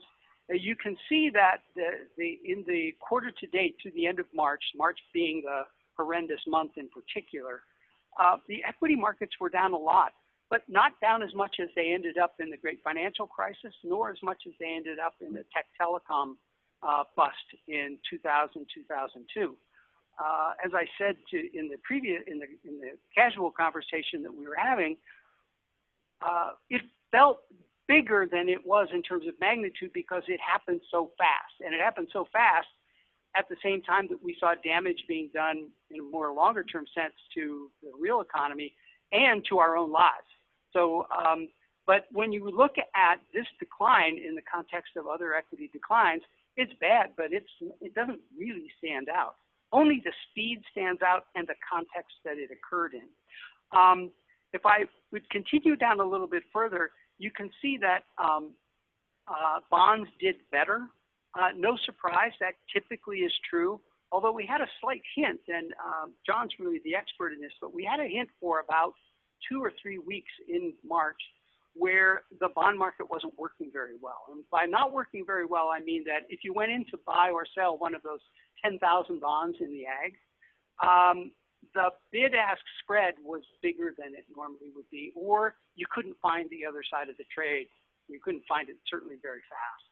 And that's a bad sign, and it's one of the reasons that the Fed came in so fast and so hard, because there's 2 aspects to a decline like this. One is sort of the real economy and capital markets things that happen, but then there's a separate one, which you lose faith in the markets if the markets aren't reacting well. I mean, they're not working, I guess is the way it would be. And there was a brief hint of that. John, lasted 2 weeks maybe? Something on that order? And that unnerved people, and it clearly didn't, the Fed did not like it, and so they created a number of vehicles to address it, which pretty much stamped out almost all of that, and I think most of the aspects of the fixed income market are close to normal. The good news that you see in real estate here, and you'll see it reflected in your your own portfolio's performance. You see it in the table at the top that it was positive. Pay no attention to that. Keep in mind that real estate is appraised sometimes on an annual basis, usually on a rolling quarterly basis, and there's no, so a lot of these properties that make up this Odyssey return simply haven't been reappraised. And so it's nice that it was up, but I wouldn't put a lot of weight on it. And it was even worse because remember that I said the context of this decline was unusual. It froze a lot of the normal business activities. One of them being transactions in the real estate market. How can you buy or sell a building? How can you make an offer in the context of what's been happening over the past several months? So the number of transactions has declined, and I'm sure declined sometimes precipitously. And I'm sure that that Ethan will have even better detail about that. But what that means is, and I think you heard Dan mention the term price discovery. If you really want to know what something's worth, you have to have some events where somebody steps up and pays real money for it. That is the only final definitive evidence that something is worth X. And you know that it's at least worth X to that individual. And there were simply few transactions in which one could put your hat on. In fact, one of the tough jobs these days would be an appraiser for real estate, because one of the things they rely on so heavily are other transactions. Anybody who has bought or sold a house knows that if you get your house appraised, what do they look at? They look at the prices of homes that, like yours in your neighborhood or whatever. And so there hasn't been a lot of that. Commodities, no surprise. This was the height of the oil price war, and economically sensitive commodities fell like a stone as well. So that's the context in which your performance, as we go over it tomorrow, will be discussed in from a capital markets and economic point of view. You can see that the total fund performance, just in a snapshot, is inserted in page 5 as well. And as we discussed earlier in the benchmark presentation, take a look at the excess returns versus your benchmark. Monstrous. I mean, for a single quarter to outperform your benchmark by almost 13%, you got to believe that that's not quite indicative of what really is going to happen over time. I mean, you could feel a little bit good about it, but I would encourage you not to feel too good about it. Jim, why is the rank, though, only 44? You'd think it'd be number 1. And that's because of two things that we can talk about tomorrow. One is you do have a high equity weighting in your portfolio, number one.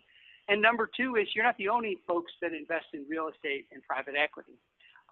But if you look at longer term, like 5 and 7 years here, you can see that your ranks were much higher, and those were during periods where the biggest driver in your portfolio, which was equity, was doing very, very well. And so, but there's nothing to be worried about in a ranking that's above median in a quarter like this. The message that it tells you is that you entered this calamity with an asset allocation that allowed you to weather it reasonably well versus your peers, reasonably well versus what the total declines in the market were that you see up above. I mean, your fund in this quarter was down 11%, not unusual, and phenomenally well, but kind of in a phony sort of way or a mismeasurement sort of way against your policy benchmark. So we'll talk about that more tomorrow, but there's nothing concerning about this. You know, we have a lot of questions from clients about that occurred during the middle of March, and that is, what should I do? What should I do to change my portfolio? And because I want to de-risk. And what we said is that all the de-risking that could affect you in this situation, you have done over the previous 3 years. And it's one of the reasons, and I'll talk about it tomorrow, that you may recall, I always talk to you about that equity beta chart that shows how sensitive your portfolio is to the stock market, and how I've said it's been under control and in fact declining for some period of time. It did bounce back a little bit, but it is the biggest sign that one could get in a trend line about whether or not the portfolio is becoming more sensitive to the stock market or less sensitive to the stock market. And I think your ability to keep control over that is one of the reasons that you weathered this this very problematic quarter as well as you did. When you see the quarter, the second quarter, if it keeps going the way it's going, including the equity markets today, it may be a mirror image of what we see here. So in some respects, maybe what we should do at the end of June is we should just look at the 6-month period, the horrible quarter where private equity blew the public markets away, the second quarter where if things continue as they are, the public markets are going to blow private equity away, and average them together and see how you feel about how the portfolio is performing. But you know, your long-term record versus peers is excellent. Your long-term record, even taking into account the effect of this most recent quarter and fiscal year to date on the 3, 5, and 7-year number. Remember, each time a quarter is accrued, so long as it's in the 3, 5, or 7-year range, it changes these numbers, and it has changed them for the positive, which is a good thing, because the fact of the matter is that, you know, if you tracked your 7-year trailing number over time, as that 7-year window moves in time, that's a really good sign of how well you're doing over a longer period of time. So, and maybe that's something that we should do as a special kind of educational presentation at some point, because I think, you know, we talked a lot about benchmarks. One of the things we haven't talked about is getting a handle on time horizons. We talked about that a little bit with respect to benchmarks and how some benchmarks are terrible in the short term, much better in the long term, and vice versa. So maybe we can do a little bit of discussion about that rolling 5, 7, 10-year window and how it has trended, and whether or not there's information for you in terms of how you feel about the portfolio and its results over time. So Jim, maybe one comment I would make here just was something that stood out to me when I was looking through the numbers this quarter, was that if you look at our 5-year number versus peers, it's pretty darn good. It's, you know, 17th percentile. If you look at our individual ranking on any given year, the prior 5 years, a couple of those years we were a little below median, a couple we were a little above, and one we had a pretty good year. So I guess the message there in part is that, you know, how do you get to be a really good long-term ranking, I think, in my view, is, well, don't blow yourself up any given point in time. You know, it doesn't necessarily mean you're shooting for the stars in any given year. You also just don't want to blow yourself up. So that kind of that consistency, which I think we've generally had, and, you know, we can never guarantee any of these things, but that's kind of how you get to be, you know, really good rankings over a long period of time, I think. And I didn't look back. I meant to look back at kind of the 10-year number to see where we were for even longer time frames. But I think, if memory serves, generally speaking, we're you know, maybe a little better than median or a little below on any given year, but not often are we at the bottom or at the top. Interesting you say that. I think I've mentioned it a couple times. Some years ago, we did what I call the Zen analysis. The Zen, Z-E-N. And the Zen question is, and the Zen answer is, how do I get to be in the top quartile over 10 years? So we took public fund data for 80 or 90 funds, and we looked at those that over a long period of time had reached that. And the Zen answer is by never trying to be in the top 10%, but always trying to be above median. And so that's why I say, if you were to be in the 45th percentile for the next 10 years in a row, odds are very strong, as John has just said, that you would be in the top quartile. You might even be in the top quartile. And so, you know, I think there's a powerful lesson in what John has said. Don't build your portfolio so that it's feast or famine, because that in the arithmetic of compounding works against you as opposed to for you. Every one of those times you're 5 or 10% above median, it accrues and compounds and accrues and compounds. So we also did something for you, and you may not remember it, about 3 years ago. We showed you the relative volatility of your rankings on a quarterly basis, which were like this. And then we showed them on an annual basis, which were like this. And then we showed them on a long-term basis, which were like that. And what it means is, as we say all the time, glean information from a quarterly number, but in and of itself, it doesn't tell you a whole lot about that line and whether that line is going to be positive and non-volatile. So anything else? So I have a question. And if you're going to cover this tomorrow, just tell me. But these numbers from March 31st are things have dramatically changed since then, correct? Yes. Okay. So, and I think you've covered why these numbers are so bad. I mean, you had the oil, we had COVID, right? Yep. Okay. We got new, right, old and new CIO. Okay. So since then, we've got 100,000 people who've died. We have 40 million people who are unemployed. We have, I think, charitably close to chaos in the national government, and it's hard to say with large sectors of our economy with any certainty what they're going to look like 6 months or a year from now. So why have these numbers improved? I mean, what is this based on? Well,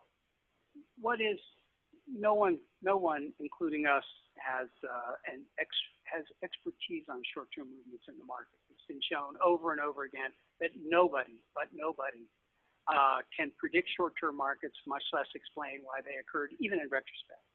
But we can offer a few thoughts. One,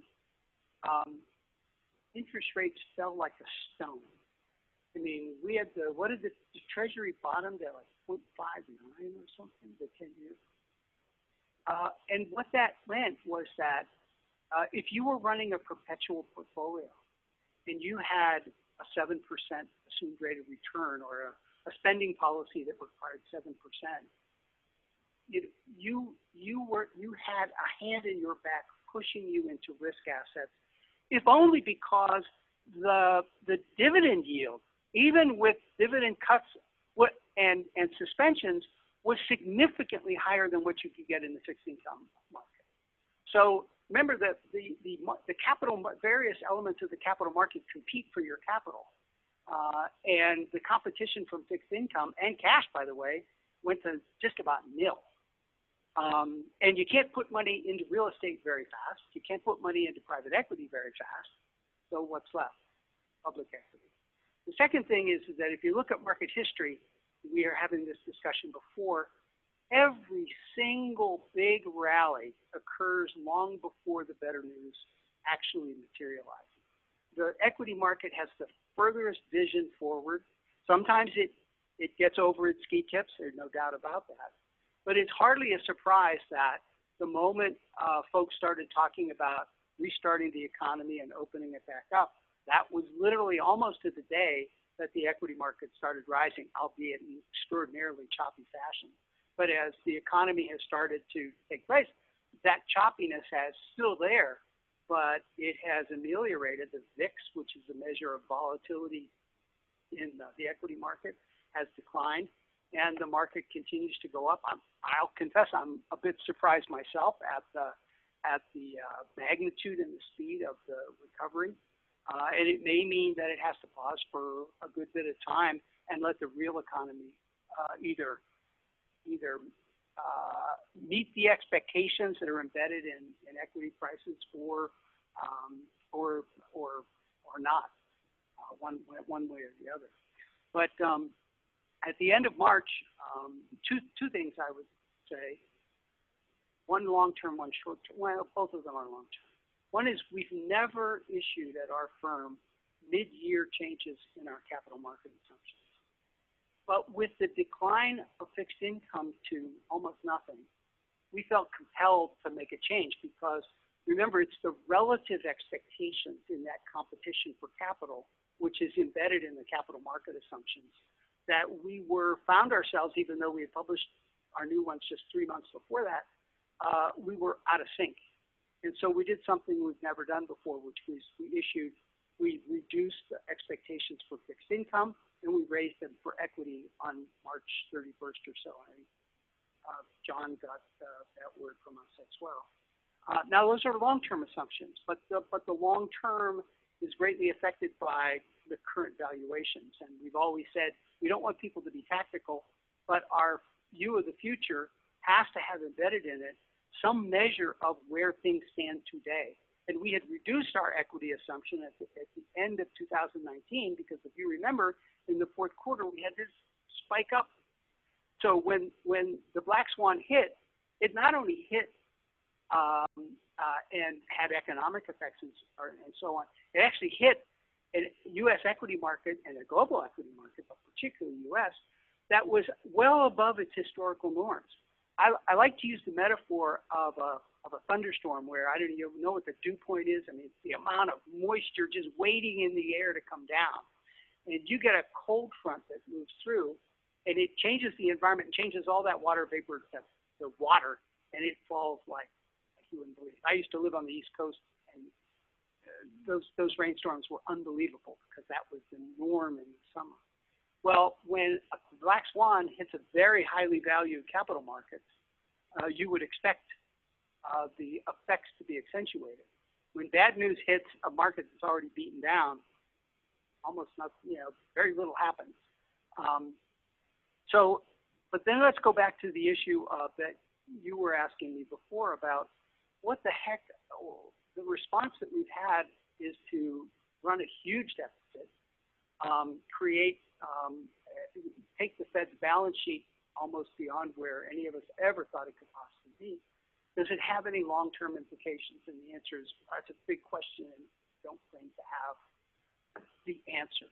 But we did send to John and Dan a piece of research that we did where we found it very, very interesting, because what's new about the modern capital markets is the powerful role now that the central banks play in whether it's the Bank of Japan, the ECB, or our Fed.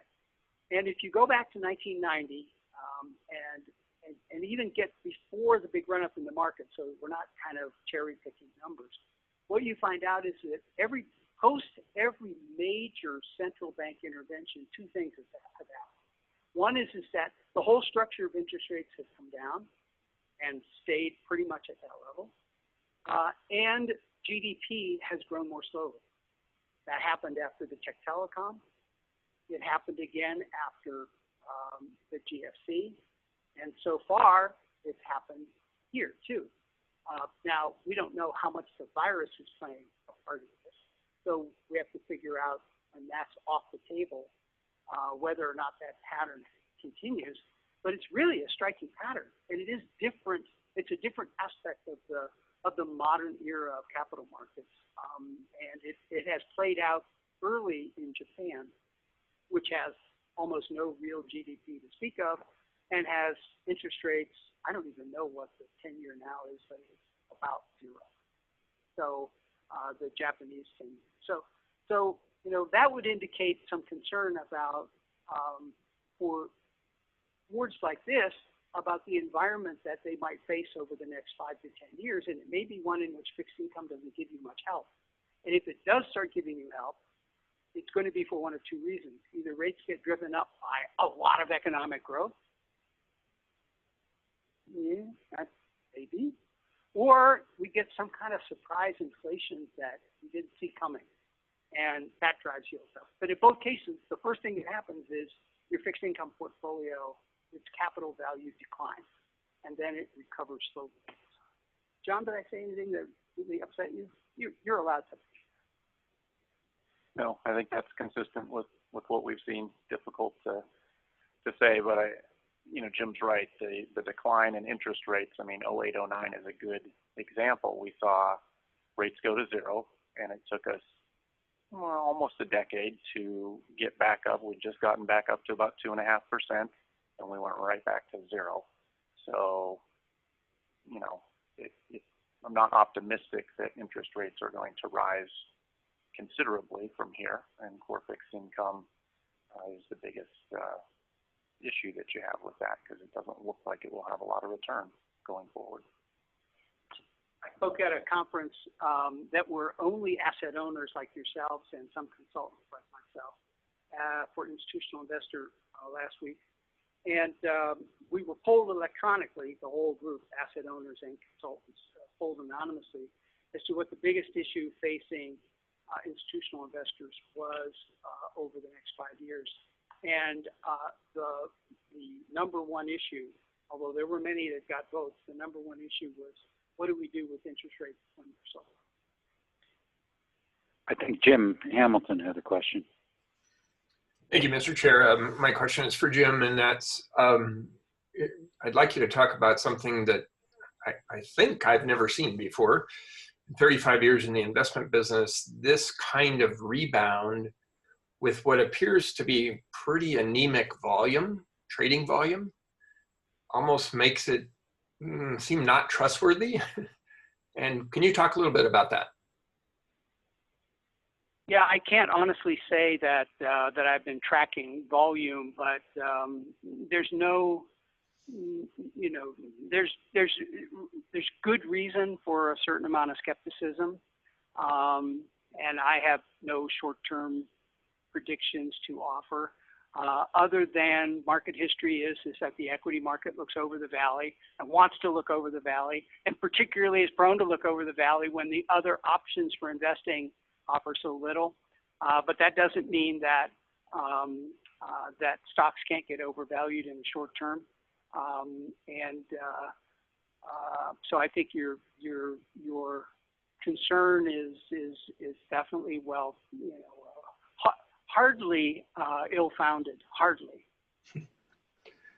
I do have one other quick question, and that is, you mentioned changing your capital market expectations in March by reducing expectations for bonds and raising it for equities. And now after a 40% run up on the equity side, are you thinking about the reverse?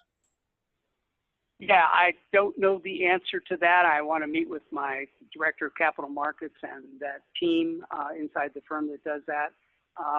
We debated aggressively inside the firm, because what we don't want is to signal to clients like yourselves that somehow we're going to just tactically tack to the market. And so I think the answer is equities are up, but fixed income is not. It is the thing that is staying with us. And we are we're 6 months away from our normal cycle of reviewing our long-term capital market assumptions. So, I think it is not likely that we're going to make another intra-year change. I think it's more likely that the closer we get to our normal programmatic review of long-term assumptions, that we're going to see where the equity market is then. We're going to see where yields are there. We're going to see what the outlook for real estate is there, which, by the way, the outlook for real estate is also under a great deal of flux, as you know, from retail bricks and mortar, what's going to happen to office space in the central business district. Are multifamily tenants going to pay their rent? Are they going to pay as much rent as they paid in the past? So there's a lot of uncertainty, and what we don't want to do is be making lots of interim guesses about what the next 3 months of data are going to look like. But I think it's a fair question. We did open the door to it, so I'm not putting it off, but I'm thinking that we're going to try as hard as we can to adhere to our disciplined practice of looking at this once a year. Now, that disciplined practice has a problem in that it takes place at a point in time. At that point in time, at the end of 2019, as I said, was when equities had spiked up. And so we reacted as you would expect that we would. We've had the advantage in the GFC of that big downturn in equity occurred just at the time, September, November, December, onto the March low, exactly the time when we were doing our normal programmatic disciplined approach. We got lucky there. This time we didn't get lucky because black swans arrive when you least expect it. So, Jim, I've got a question. From you over time, when we've looked at managers and they haven't performed as well as some others, you have said they protect us in a downside market. Or I've heard that here quite often. there are some managers that have that as part of their portfolio construction goal. Okay. And some of those do succeed. But anyway, in looking through this, is it a time period where we could judge managers whether or not they predict or protected us in a downside market? I think it is one test. I think, like every other test, it's never complete or comprehensive. But I think that you have to ask the question in the context of what the manager, what mandate the manager has and what they've performed to date. If they have sold their mandate and their management of your assets to you on the basis that their, what we call upside downside capture, was weighted against capturing the full downside, and that was where they made their outperformance historically, and they didn't do so in the first quarter, it's not a mark in their favor. Is it a reason to terminate them? Maybe not all by itself, but this was a time for them to do so. So I think, you know, your question is well posed.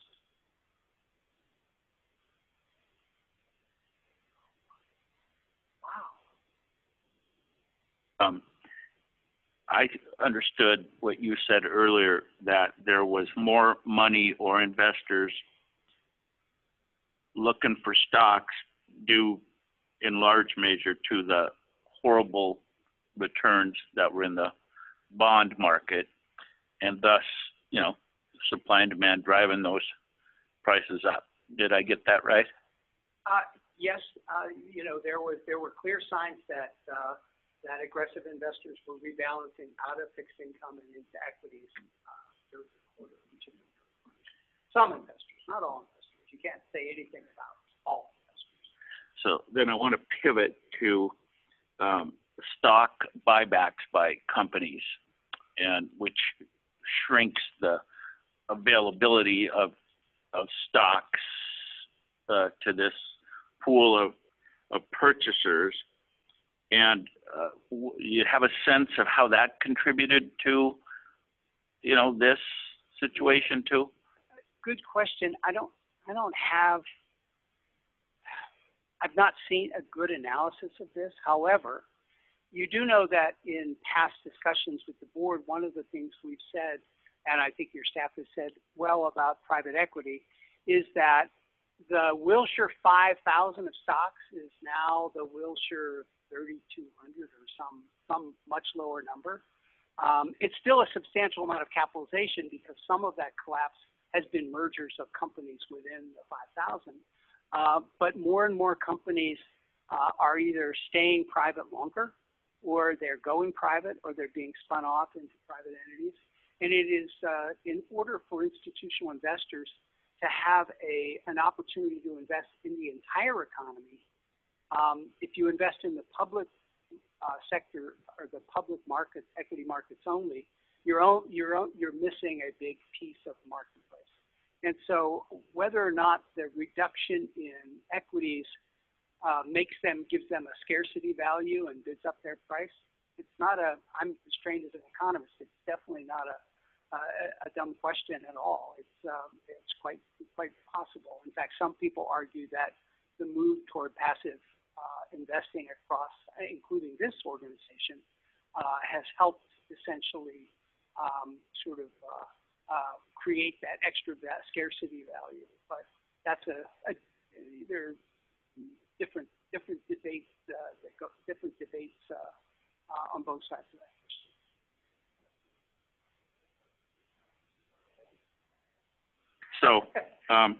so companies that did, because I've read a couple of articles on this stuff. So companies,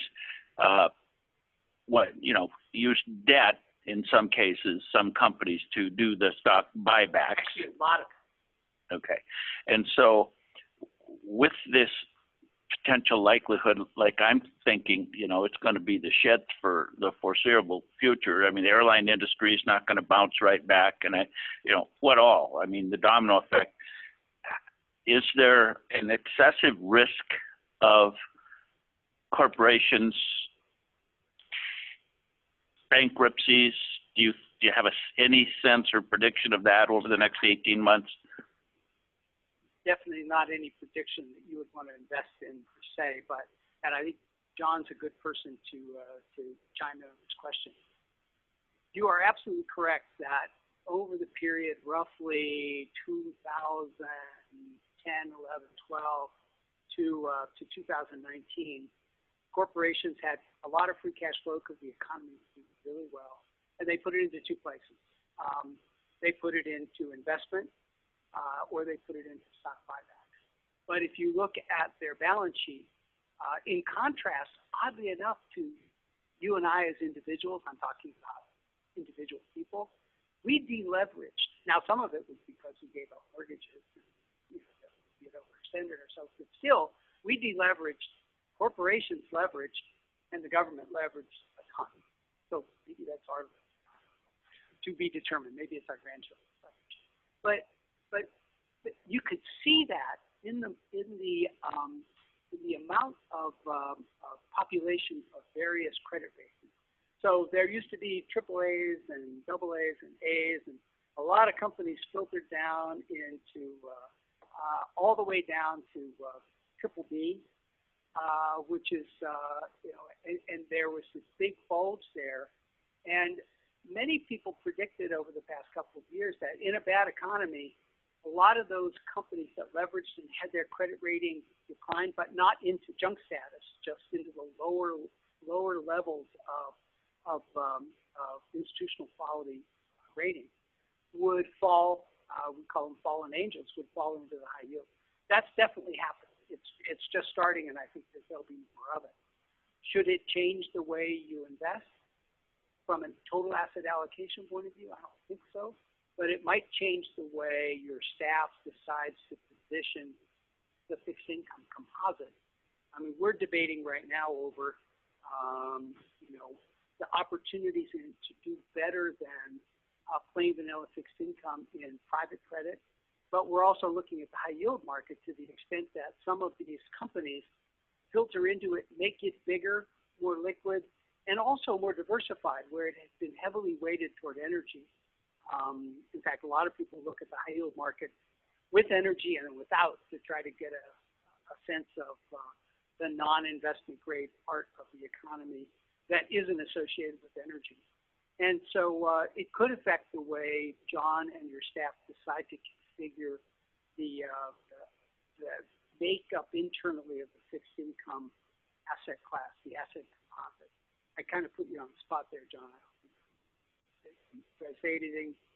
No, I'll make a few comments, I guess. So, I mean, maybe to take it back to your share buyback question, I mean, to me, classic by the way, cycle. buybacks have stopped. Yeah, right. They've absolutely stopped, which is the classic cycle, right? I mean, companies buy back shares at the worst possible times when everything's expensive, basically. Then there's a market crash. Then they decide, oh, gosh, we need to delever. And, share buybacks stop. They delever for a while. They see better credits. Everything improves, and they start that cycle over again. So it's nothing new. And yeah, as Jim said, nobody's doing share buybacks anymore. Nobody's even giving earnings guidance anymore. It's just, everybody pulled their earnings guidance and all of that. As far as, defaults, clearly defaults are going to pick up, in the high yield market signaled that, very clearly. So we had spreads in the high yield market. I think we were in the, low 300s basically coming into this. They spiked up to 1100 or so. Have, retraced much like the equity markets have, back down to say 600-ish today, maybe even 550. I haven't looked recently here. So yes, we've reacted to some of those things, you know, mostly in terms of our rebalancing. You'll see some of that tomorrow when we kind of go through it, but I mean, broad strokes, we were reducing core fixed income during, you know, kind of February, March, April, moving that into either equities, put some into high yield, some into, you know, some of the private investments or real estate funds as they were available to us. So we, you know, we've done that, but it's at the margin because we can't move quickly in all those spaces. But there was you know, you'll see a sizable reduction in core fixed income in particular, partly because, as we would want to do, as markets were seized up when we were talking about, you know, really the only thing we could sell was treasuries. And treasuries, even treasuries, part of the reason the Fed came in so heavy was that the bid-ask spread in treasuries got to levels I've never seen before, not even in 08 and 09. It was kind of amazing. And so we were selling, you know, those types of safe assets because that's what we had. We were fortunate in what we had coming into the crisis, and we didn't want to sell equities or something else like that were down, you know, 20, 30 something percent. You know, so it was really, in the big scheme of things, it was a rebalance really, but we just used that to either pay benefits or to rebalance back in and kind of stay within our ranges. We were hitting the top of the range in core fixed income. We're close to pretty frequently throughout kind of March. Because lower rates were driving up bond prices as well. So that's the quick and dirty. We'll get into the details tomorrow, I guess. So you see what I mean about that these events can change how you change the composition of your fixed income. It doesn't necessarily mean you should change your allocation to fixed income. That's a bigger, longer term.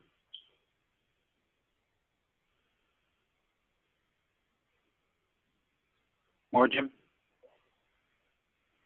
Anyone else?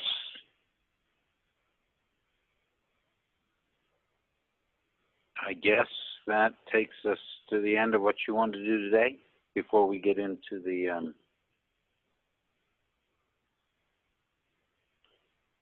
quarterly review first thing in the morning.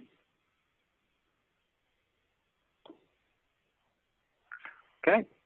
Well, I guess with that, we can be adjourned for the day? Yep, so we'll break.